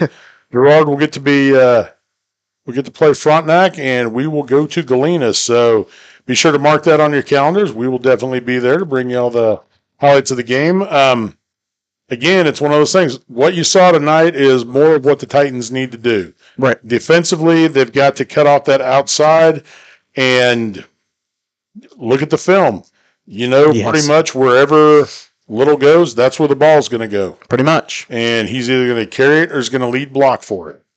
And got to study your opponent. What they've done the last 2 years. Yep. This year it was for Turner. Now it'll be for Turner and Mooney. Last year it was for Sowinski. Mm-hmm. It's not a complicated game plan. It's just a little more complicated to shut it down. But I think with the attitude and the confidence that the boys have now, other highlights, they had 5 turnovers tonight. Yeah. 5 takeaways from the Wildcats. 2 of them pick sixes. The act of pick taking caught on camera here. Yep. So, that's a great confidence booster for a team. When you can take the ball away from a team almost at will, it seems like, then, that gives you a lot of confidence heading into the next game. Hanging 46 points on your opponent that apparently K-Preps had predicted you would lose to. Now, here's the thing. I didn't see that. That's what I was told. That's what you were told. So that could really be wrong. The only thing I can figure is K-Preps was going off nothing but record. So, and then to even have a couple of other opportunities that were dropped. Yeah. Cade right in Jaden's face going, why? Whatever he said, I don't know. That's probably something similar. Yeah. Maybe a little bit more. Why didn't you catch that? Vulgar language. Nah. Something we can't. Well, okay. It's not Cord. Cade, he's a good kid. I'm not saying he's a bad kid. Al might have, but. Yeah. No. So, but, that's what they're going to have to work on this week. Those are the things they're going to have to do. And so, like I said, be sure to join us next Friday night. And I'm going to do a little shameless plug here. The 5th and 6th grade Mini Titan football team advanced to the Super Bowl last night with a big win over Independence. Yep. And the Super Bowl will be held in Columbus next Saturday. 3rd and 4th graders play at 11. I believe it's 11. And 5th and 6th will play at, I think, 1 or 2. I'm not sure. I checked the Facebook page, Titan Mini Football for it, and my little Titans, we get to go bright and early to Parsons tomorrow to try and punch our ticket to the game. So, there's my shameless plug. Well, there you go. So, come out and report. Yeah, exactly. Either way, one of your young teams, one of your future Titans that you'll be seeing here in a few years, we may still be doing it. Who knows? We'll be playing on Saturday, so come out and cheer them on if you get a chance. But do you have anything else to add for tonight, Carson? Great game. Titans played well, and hopefully we're getting that confidence. And now that we've played Galena once, we'll be able to. And I've said this a couple times tonight. I'll say it again. This is the farthest the Titans have made in the playoffs since they were freshmen. So very good win tonight, especially after how rough the main season went. Yeah. Finally able to get something going and being able to find that confidence and find that drive and ambition in order to get a win here in the playoffs. And I want to see a similar game next week. That's about all I got. I would like to see that as well. And it is tough to beat an opponent twice in a season. True. That's just not easy to do, especially like look back Gerard ago. Like Gerard did to us. They went and studied the film, figured out what they needed to do. Hopefully, we do the same. So I think that's going to do it for us tonight from Burlington. We're going to pack up quick, try to find something to eat, and get on the road. Yep. So long drive. Yep. Thank you for sticking around with us. Thank you for watching the broadcast brought to you by Mercy of Columbus. You've been watching Titan Football on Columbus Sports Live.